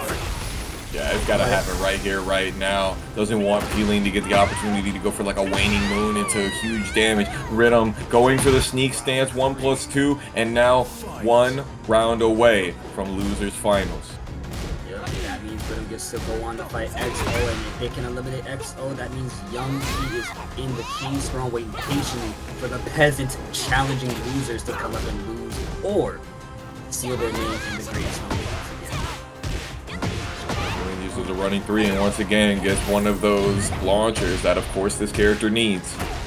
And that's so far away, I'm impressed by it. And I'm also impressed that P-Link took it back immediately. Yo, somebody get the lotion out. This stage is a little bit too dry for my taste. Let me stay moisturized. No, I'll tell you what's not dry. This gameplay right here. These guys are lubed up and ready to go. They are moving at the speed of sound. Bro, they are going down the slide at breakneck speed. Superman stab, locking P-Link out of anything. Yes, indeed. But the stay alive. Guard crush. Uh-oh, see, I got heat for. Careful, careful. Choosing not to spin the heat brush right there. I understand he's gonna pop it and just try to stay alive. Uh-oh. Everything is all over the place, all on the side. And now we are final round territory. Who's gonna take it? Is it gonna be Riddum or P-Link? My man Riddum was playing whiffing 8 back there. Peeling whiffing a little bit right here, but Riddum not being able to get the punish and says, boy, sit your ass down. Yep, yo, get that rhythm started, get your beats counted up, make sure they are hitting on the mark because now you are lower and lower to that health. And it's getting to that point where P-Link is about to start cracking out everything. Uh-oh, one more shot for Riddum. The jab, the dick jab comes out, locking him in place, the slide comes through. He's got more of that recoverable health back. He was able to survive the first 1-2 hit onslaught. 20 seconds remaining. He goes for the long range slide. Oh, no low parry right there. Dick jab and another petty low. And that's going to be P-Link who takes it over Riddum, knocking him out to move on forward to XO. That last interaction was so crazy. So the second hit of the AOP low sweep is actually, we might be asking for, I'm not going to say we're asking for a lot, but all I want is for us to get these tournaments running nice and smooth. All right, they both said, okay, we can move. Let's get it popping. Let's get it done. Yep, and Papilla was on such a tear that last round, right? So let's see if they can keep up that same momentum here, and it's looking like they are definitely going to be doing that, taking advantage of the patience that EXO has, but making a fine print for themselves in between all of the nonsense that they were just facing before. Beautiful wall for themselves. Yeah, that was great. Peeling went for the low and then went for the parry, and EXO was like, I know you're trying to parry me right now. Ooh. First interaction, they had gone for the unblockable. Very interesting. Normally, Lidia players go for the mid for the first banana bunches. Peeling knew the majority rule string as well was coming and was able to get out of there. Yep. That unblockable low is really strong for Lidia, right? She gets such good damage after with a follow-up on the attack. I don't blame anybody for wanting to duck that first. Yeah, the unblockable high, yeah? Yeah, the unblockable high. Yeah, she doesn't get the extra off of it, but when you have your back up to a wall, scary stuff. Yeah, have fun with that. Look at people stepping on the toes a little bit.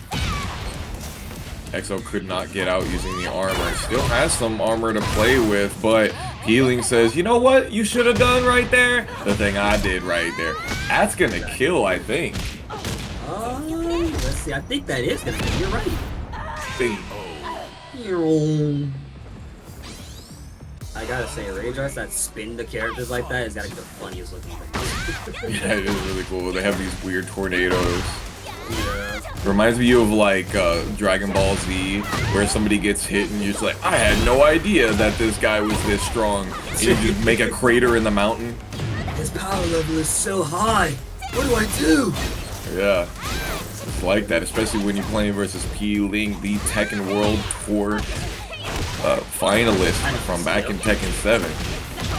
But I don't think that matters to EXO. They're finally getting out of that wall. It's a situation that P-Ling had an advantage over. Getting caught by the mid to take it on round 3, leading to round 4. Yeah, P-Ling went for the punch parry right there, which will beat the mid. However, EXO delayed the option and therefore punished the punch parry. Very, very well done. Oh yeah, wonderful job indeed. Getting the firecracker. Kill. Oh, should have killed him for that one. I know that's minus as hell. Ooh, look at them. Just kind of playing around with their food, but EXO says, stop fooling around with me. I'm here to win, damn it. They almost got that full combo. Ooh, chose to not go for anything fancy on the wall. Barely just walked backwards and the toe kick whips. Peeling gets whip punished and killed. Now we are on final round territory with 3 banana bunches for the cart to take home with us tonight. Oh, there you go. Gets that down. Attack once again. After you can block. That is a huge amount of damage. It is ridiculous. Nice sidestep left. Basically, sidestep left is going to beat the majority of options when Xiaoyu is backturn, and EXO knows it and has used it very, very well. Stays mid on the end of it and takes game 1. That was a wonderful showcasing from EXO, even after the unfortunateness that was that previous 2B game. EXO is still staying alive and so the same game plan kind of working out right? Yeah, EXO going for the full 4-3 back there because it catches AOP, but minus 14, Healing had that 14 frame punish ready to go. And you see EXO is just doing that down 3-2-1 stream. Just a tad, only stopping it at the second hit because they saw it earlier. And now it's just using it just a tad bit, just to see where they're at right now. Yeah, if you know that they like to duck the 3rd hit, it's usually a good idea to go for just the 2nd hit. So you get that hesitation, you get that extra anticipation, and you get those mental frames. Peely taking that first round with the AOP. And I think what EXO has right now is not even any mental frames. I don't think there are any mental frames on EXO. I think Peely has a bunch of those mental frames on because they're trying to pressure EXO, but EXO is taking hit after hit, blow after blow. They lose one round, it doesn't fade. Might is because they come back just as strong like this. Just Peeling is at the wall, and you gotta put it down. Goes in that time. That's a death right there. Uses the political storm to finish it off and tie it up. Last one I ever seen one. Sheesh. Ooh, chooses not to whip punch. Probably didn't trust it just for that moment right there. Freezing up a tad bit. Now it's once again the hot seat of situations. Unfortunately, bound right now. Out, trying to fight back, but no dice. Round 4. Snake Eyes even right there. EXO did not have the ability to run the back one. Peeling's AOP is being used quite a bit more, and it is being that evasive button it is. Again, down forward one, down back into the cross lifting palm. That is just a sequence we have seen so much from Peeling with so much reward. Always Xiaoyu. How do you not get reward? Speaking of rewards, EXO is getting a lot of rewards off of that exchange from earlier with the counter hit. As of now, we are seeing them at the wall right here, though. It's too comfortable, but they're going to spend that E-dash, trying to stay active. Yeah, and trying to get out of the wall, but unfortunately they whiffed right afterwards because Peeling was evasive, sidestepping. Oh, didn't low parry the second hit. It's unfortunate. Nice! Peeling went for back two, which is really, it's really short distance, and therefore the Cleaving Spirit was able to hit, and now we're gonna have ourselves a final round situation. Yo, Medima Prime, raiding with the party at 2. Hope you're doing good, homie. Yep, hope you're doing good indeed as we sit here on final round territory, and I hope everybody in chat is having a wonderful time watching some solid, strong matches from two wonderful players, EXO and Peeling. EXO won previously with a wonderful scenic base. Now we're going to see if EXO can keep that momentum as we finally have one up on the board versus the Tekken finals.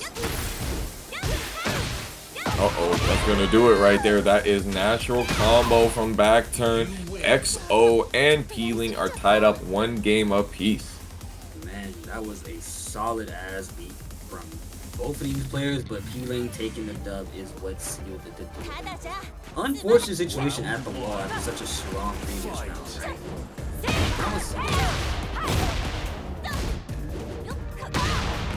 Uh-oh. Misfortune arises. At the wall. What do you do? Great delay on that. That sidestep is going to work. Peeling cancels it, knowing that EXO had sidestepped, and that's going to be it no matter what. Now EXO's trying to get them locked in as much as possible, but all of that happened while your back was facing Xiaoyu, and that's not what you want to have happen. Does Peeling go for an option? Yes, they do. So, down around again. An immediate option right there. Putting EXO on notice that he's going to have to maybe be a little bit more active with checking his lows. Nice using the majority rules to get the back turn tornado. Peeling gets out there with a wall jump though. Guaranteed load into the engager. Now we're going to get back closer and closer to that wall. Peeling lower and lower on the life bar right here. And the down back 4 coming through to save the time. Yes sir, the down back 3, the sweep the nation as I like to call it. Peeling getting knocked down already. First 3 seconds in, but ready to pop back up, get back on the horse, and sheesh, look at this wall carry. Oh my god, that was wall to wall damn near. Didn't get that last hit though. It didn't matter at the end because Peeling wants to save it. That's the important thing. Yeah. So dead now. Yeah, that last hit of the wall spike is really important for the extra damage, but Peeling kept it tight, kept that wall pressure together. Peeling is being very aggressive and very pokey, very annoying with his playstyle in this round. I don't think EXO has a good counter response to that helicopter in the background. It's floating around watching 2 girls duke it out on a abandoned building that's busted up the high hell and back. In this D. Rocket launchers to get down. And speaking of rocket launchers, Peeling takes it game number 2 immediately, or rather game 3 in something. 2-1. There you go. That's all you need to know. In Peeling's favor. Yes, I couldn't figure out a good way to close it.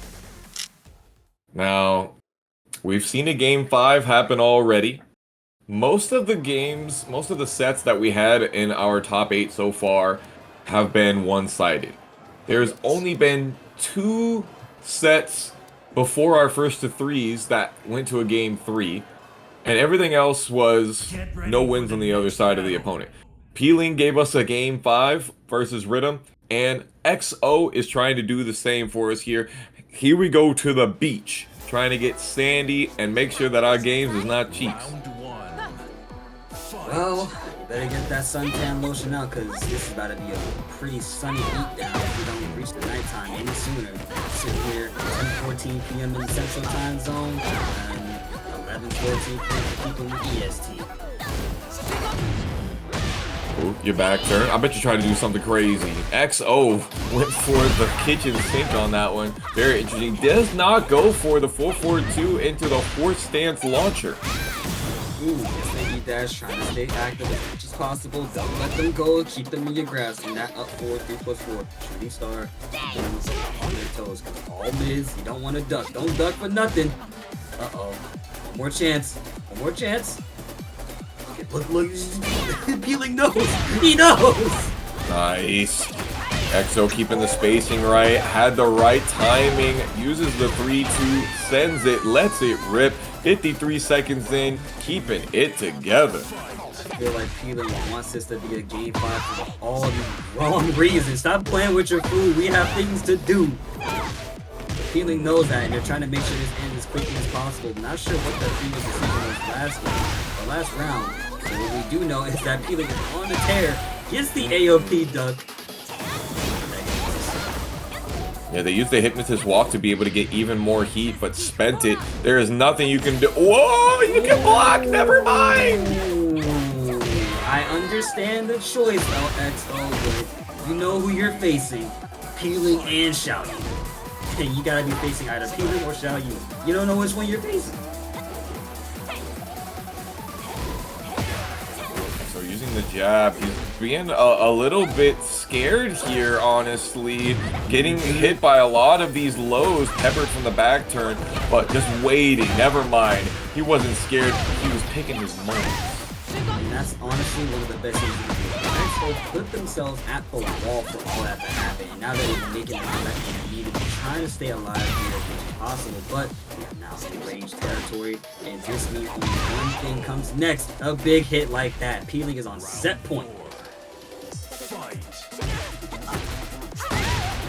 XO trying to use those quick attacks. He does get the tornado, has the opportunity to keep it together, but we're back in those quick brawling stages. Nice. It's the L4. Careful now. August. It chooses not to do anything else after. It just goes in with the heat smash, trying to lock them in place. Good read on the hop kick, but no good punish from Ling though. This is a wonderful spike from X. Oh, daddy, yo, the parry comes out, yo. Blocking the down punch. Ooh, the sequences right there.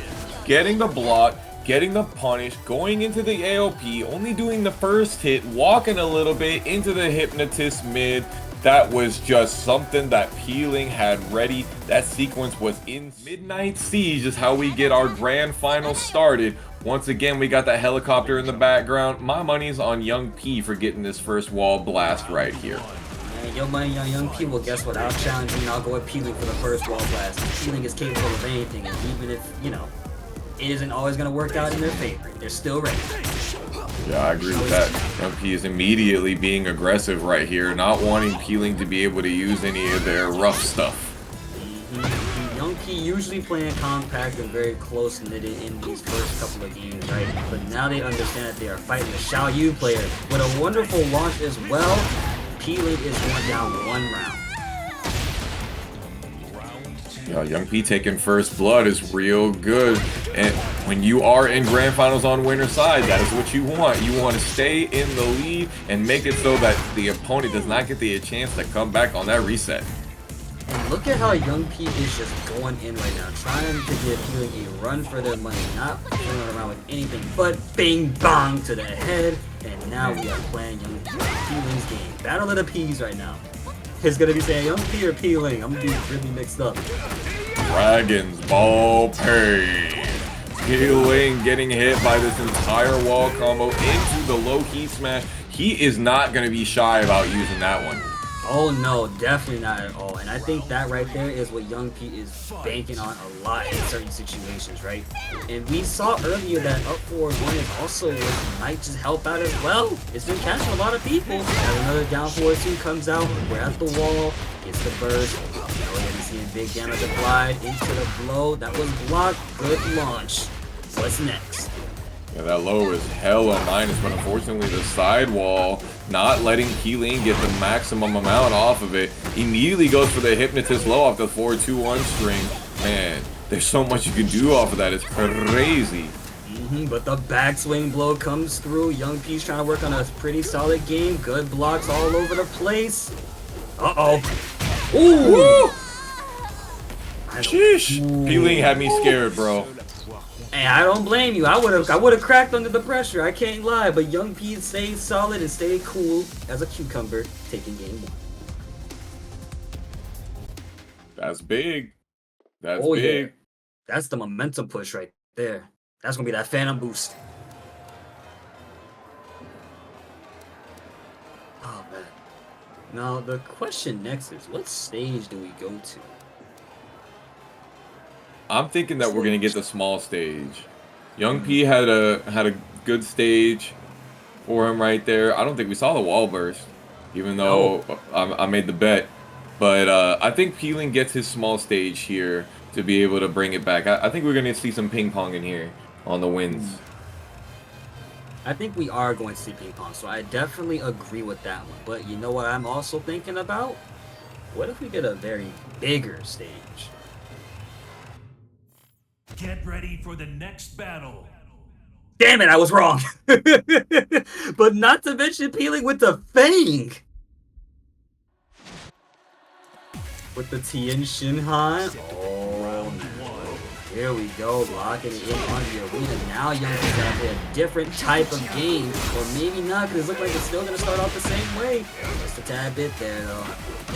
Where there's a Fang, there's a way. Let's see what the different playstyle is gonna look like right here. Maybe the brawling is gonna be easier for P-Lane here, because it seemed like Young P's small Tekken was doing a lot of good work in that first game. I think P-Lane understood that, which is why he went to Fang. Fang being one of the characters with good evasion, like example right there with the Kenpo, but also very wonderful small Tekken that never gets old. Good setup knockdown, got up wrong. Now Young P is on the edge of the seat. He's gotta lock in.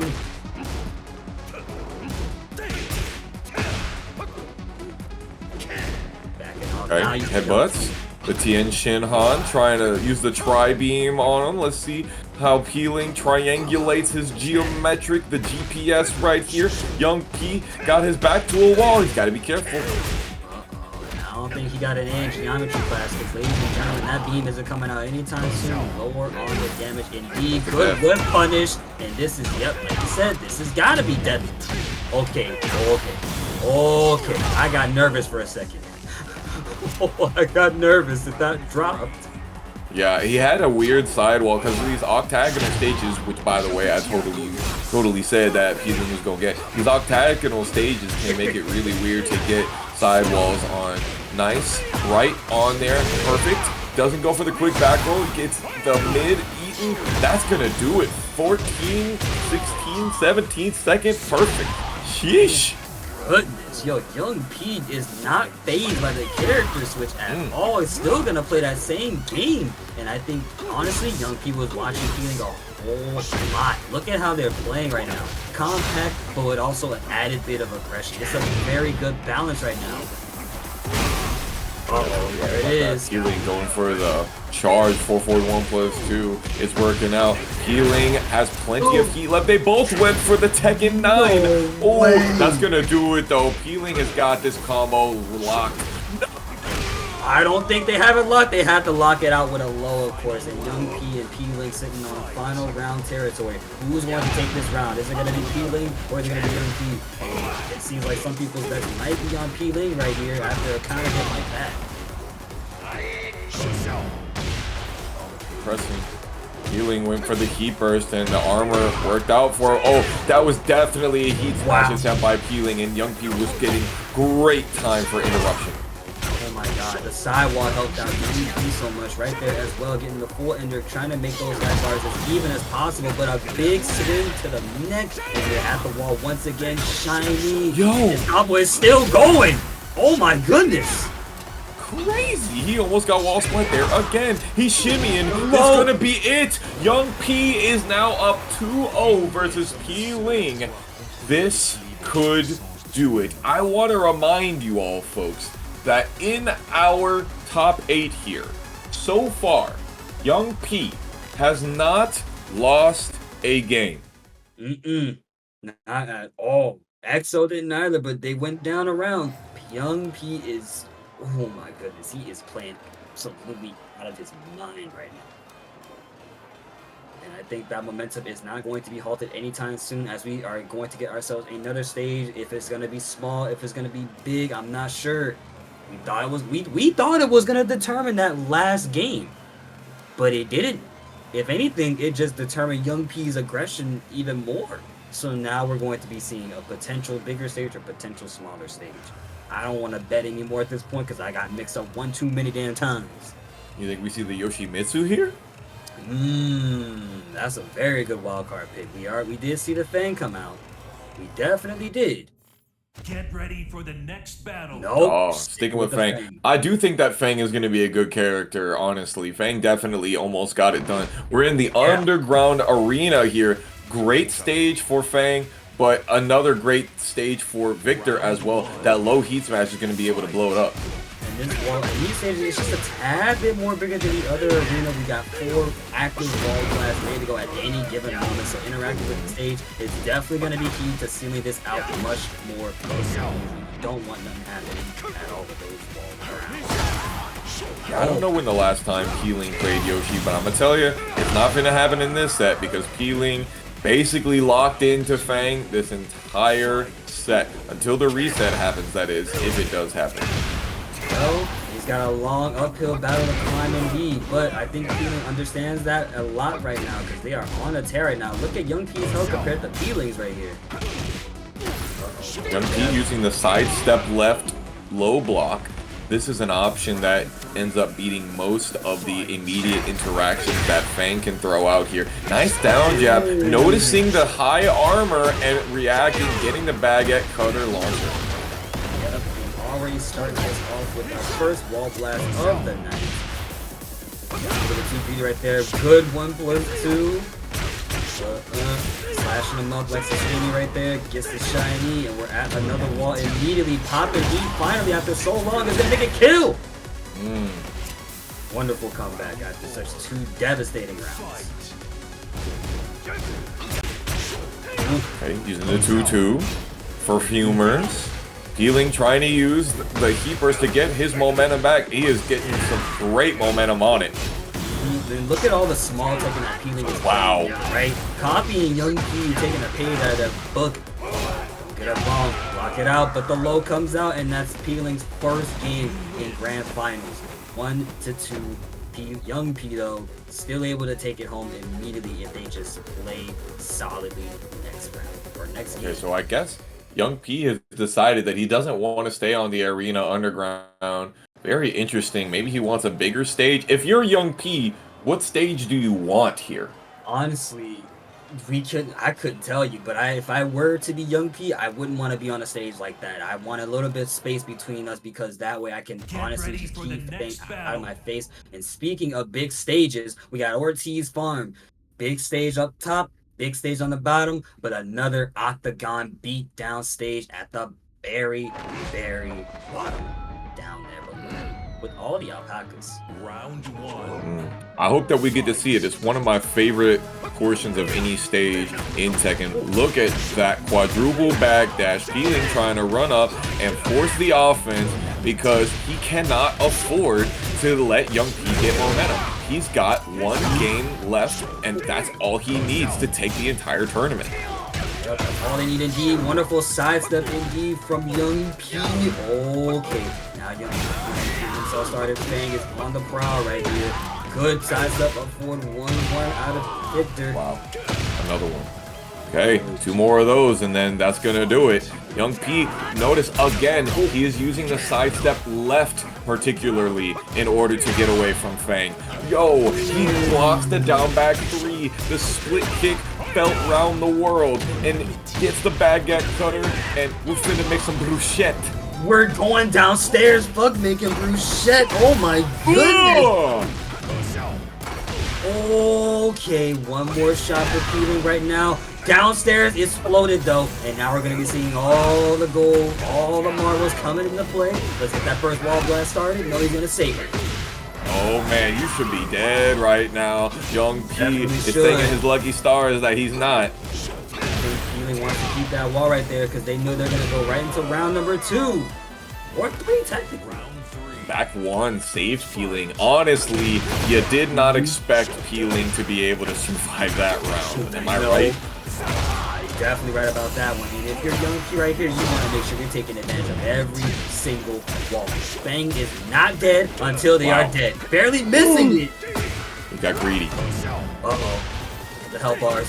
They're lower and lower. One down, back 4 coming out. Dragunov go. It's out there right there. The he didn't get the stomp. He was off axis. Oh, Young P whipping. Uh-oh. One more shot, one more shot, one more shot.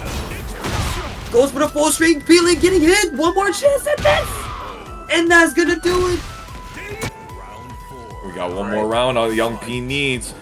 Is he gonna be VP or is Peeling gonna bring it back here? Someone's trying to take home all the gold, and I'm not talking about the gold on the stage. This is fictional currency. We're talking about real money right now, ladies and gentlemen. No duck on that one. Peeling is being real tight, not being as aggressive as he was in the first couple of rounds, being very conservative. You know, especially on a part like this, you definitely want to be as conservative as you can. One hit leads to volatile damage all across the board. There's the low, there's the hell sweep. Good punish. Those bars, he gets hit. Oh. The stomp. That does 5 more damage than another back 1+2. Young P is needing to stay tight. Peeling has 1 more round, and then it's basically set back to nooch. I think Peeling wants that reset to happen so bad right now. You can feel it in their bones, in the crook of their neck. Oh, they're sweet. We're blowing up this right wall now. here. Oh yeah, I don't blame you. Uh-oh. Uh-oh. One more shot for Young P right here. What's it gonna be? He's getting some gray life back. Oh no! He got punished. Oh! He tried to go for the backswing blow, but the exploding dagger, the forward 2, is so long range that the teleport backwards had no effect whatsoever. And we're going to a game 5. Can Young P stay alive, or is Peeling gonna reset and bring it back? I'm out in the next match coming up on Tekken 8C. Frenchman versus Tien Shinhan. Oh yeah, Tekken 8P. Yeah. You're right, because out of the P's, dude. The Paragon FGC. My god, dude. Alright, now, I gotta ask. It's the time. Get ready Who for do the you like? next battle. I'm liking this Young P gameplay right here. I'm really liking this Young P gameplay, and I'm rooting for him the most for a couple of reasons, but definitely the strong Victor right now. I love the heavy damage, I love the attack frequency, and I love how dominant they are trying to stay. But you can't give up right now. Get that caffeine. You're starting off with a couple of hits to the jut. Yeah, that 4-2-1 1+2 counter hit string does a lot of damage. Young P already interrupting with the up forward 1-1. Peeling tried to go backwards with a back tempo step, but his back was to a wall, and you see the reward that Young P was able to get off of that. Oh my gosh, you'll never see it coming, because what was Young P doing as they were running away? He got heat. He can do something with it. Kill him for that. That's launch punishable.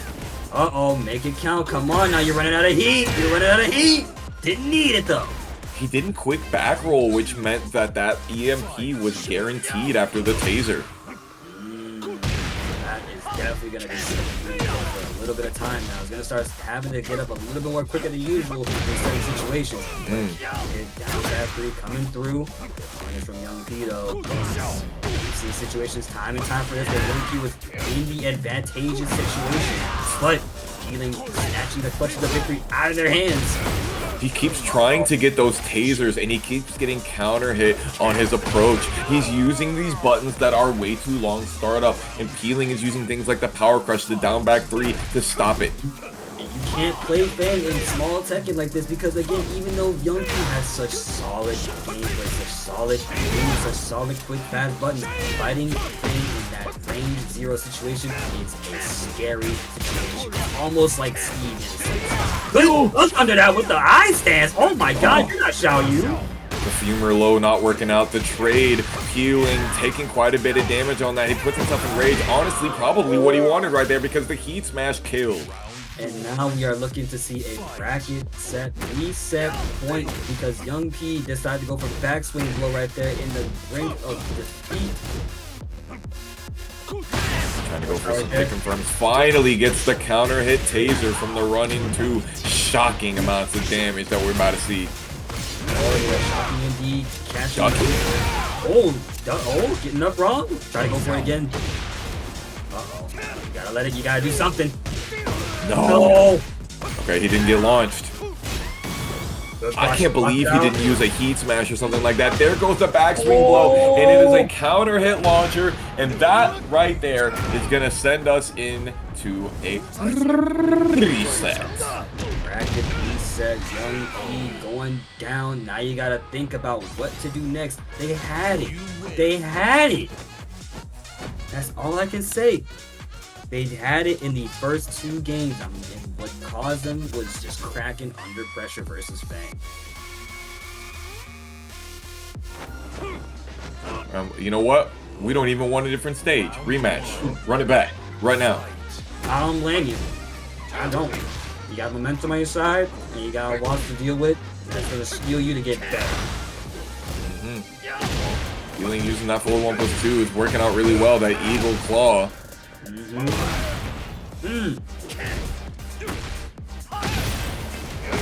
4-3, and this is gonna be a pretty quick combo to kill.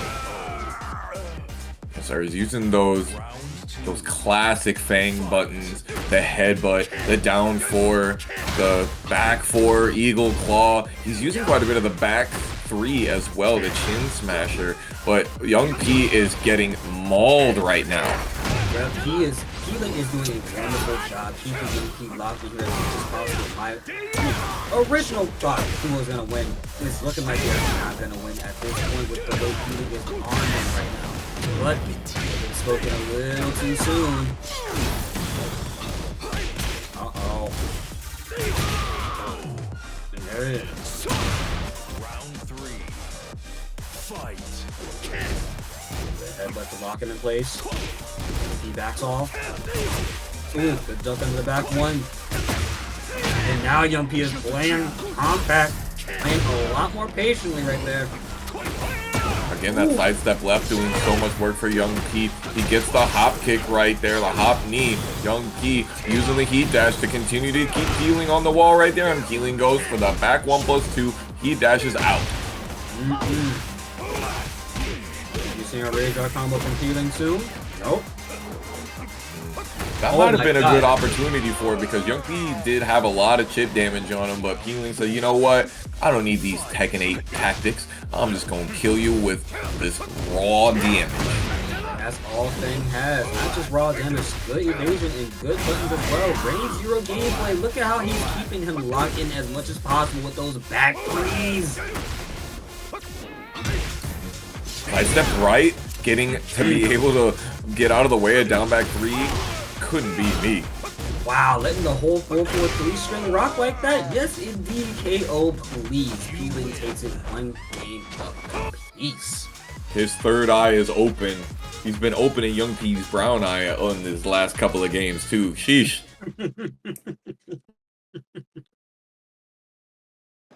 And if you're Young P right now, this is not the situation you want. Nah, especially, you know, you hit that rematch real quick at the end of the reset, you know, like run it back right now.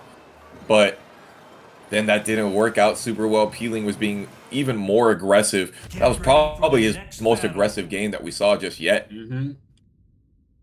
Speaking of aggressive, it's going to be even more aggressive now because we are on the underground arena. 4 wall blasts are active. No big stages are around. Now we'll see if Young P makes any adjustment to the same stage they lost to previously. Previously on Tekken 8P. Down 4, a couple of those. Okay. Young P trying to get a little bit of pieces of it. But Peeling is saying, you know what? You're gonna go ahead and back off? I will run right back up on you, my friend. And I may not be using Xiaoyu right now, but Prince Link is in the scene. What? No punish on the shoulder? That's like minus a million. No one's ever ready for that shoulder, even if it's minus. We all know we just don't punish you. And speaking of punishing, we're gonna punish that whip right there. Young P, more like Young Pressure. He's crippling under it, but he might be able to get himself another wall. No, he wasn't ready. That young man pressure is about to start coming through. Wonderful block in the sweep. He did what? He blocked that sweep. You saw that? I did. Nice backdash down forward 2. Healing, trying to whip a couple of moves and not working.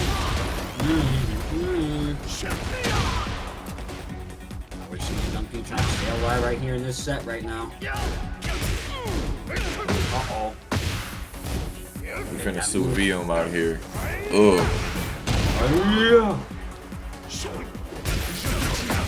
Nice. Gets the whole string because it was counter hit. You saw the smoke opening up on Peeling's side. Not like this, brother. Oh, man. Oh, man. We can't spectate no more, guys. Oh, just me. We'll see about that. Peeling immediately, getting those back Kempo steps, trying to stay frame tight.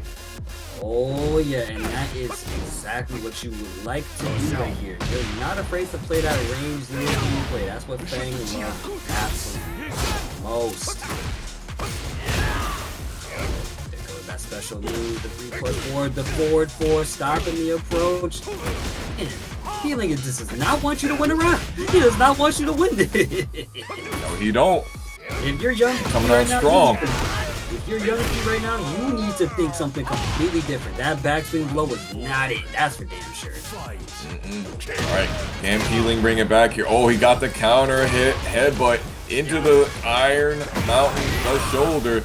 That is gonna do it for you. That is one of the fastest rounds of Tekken that I have seen in a long time. 11 seconds? Peeling is so serious about this. Like, it does not bother him in the slightest bit that last match happened where it was just, you know, the desync. It does not matter. He got the chill. He got the Jumanji swag. Ooh, Young P getting the block on the down back 3. This could be it. This is exactly the momentum shift that he needed.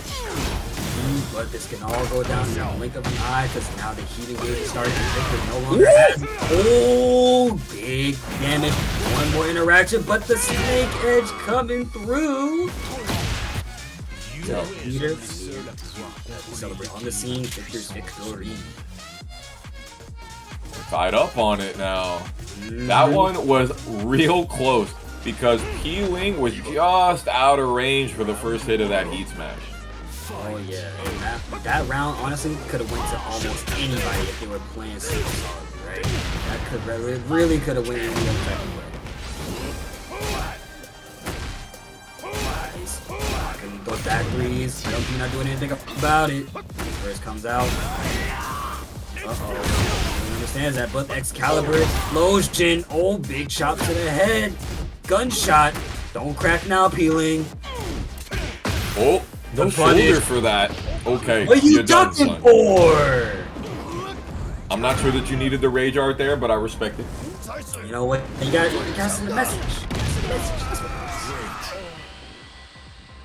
Send him up to Shenron. Round 2. Shenron, allow me to beat Victor.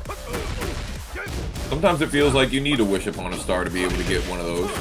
Hey, these games are sometimes stupidly lucky or sometimes messing up. And what's not messed up though is that Kenpo healing gauge. Ladies and gentlemen, we are at the wall, and we are now starting to see the gameplay come out from Young P, which because the feeling lost that one. Yeah, I think he gets over to a wall here because, you know, it's Victor. Yo, you thought that you was away from me because you were 20 feet out of there? No duck on the high stance. Peeling on the unfortunate tear right here as the down back forward seals the deal for victory, and we are moving into round number 2 or 3. Why do I keep getting that confused? Counting is hard. Nice. The forward 4 using the keep out so well. It's not even like he uses that button all the time. He just decided, oh, I think now. Yeah. 2 for 2 on him. Oh, try to go for a shoulder after that, thinking Young P wasn't prepared for it, but Peeling grabbed out of his shoes. Oh, the game winning special right there. Heat burst and the heat smash never fails. The right twisted iron palm. Down forward 1 into back 4. The classic small Tekken. Alright. Again, we see Young P on the tear right here. Peeling, trying to get another round in. It's below. Ooh, good block from Young P right here. Explosion. He's out of there. Sidestep jab. Doesn't get counter hit by the down back 3. Very nice. Very fortunate for Young P.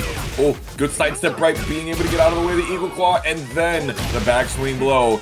Young P saying no, no, no. I think not. Oh, treasure. Oh.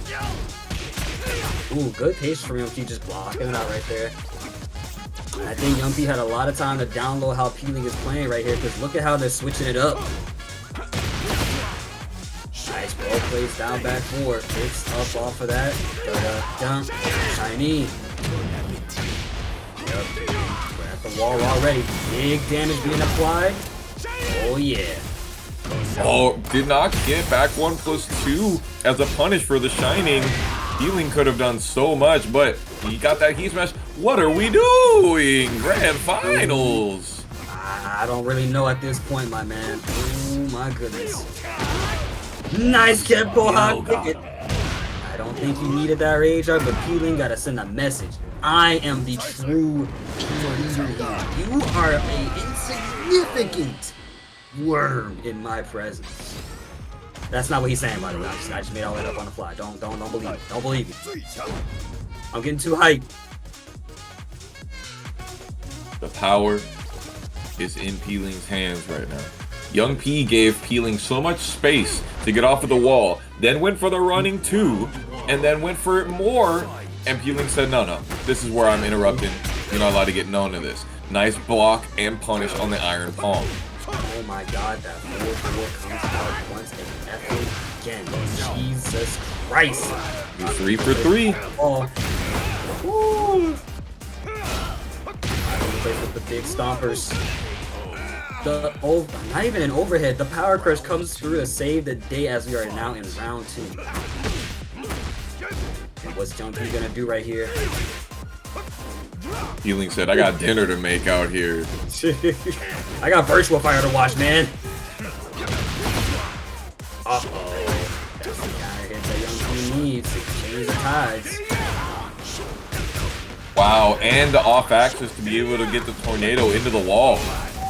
But that off axis unfortunately worked out in not a Young P scenario, instead working out in Peeling scenario here. Because now Peeling has Young P at the sidewall here. Anything could go wrong at any given point. The hell sweep low. Shoulder.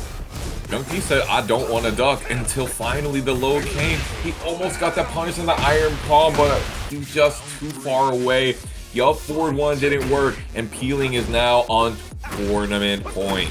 Here we go. Peeling loves this the most. He got first place victory at TNS. He's trying to get another first place victory here. No duck on that string from Young P a little bit earlier, but the 4-4 coming 4 for 4? Clutch. Yes, sir. 4 for 4. No Wendy's, baby. 4 for 4. Flip over. Oh, that's gonna do it right there. As long as Peeling can keep this combo together, and he does. Peeling is your Paragon number 42 Tekken 8 champion for the ParagOnline ladder format. And And that was such a wonderful set from both these players, Peeling with the reset, but Young P with the strong offense starting us off. Congratulations to both of these players, especially Peeling, the winner, and Young P, the runner-up second place. Look, second is also good. You are on the big screen, my boy. Take that pride. Yo, that was a great set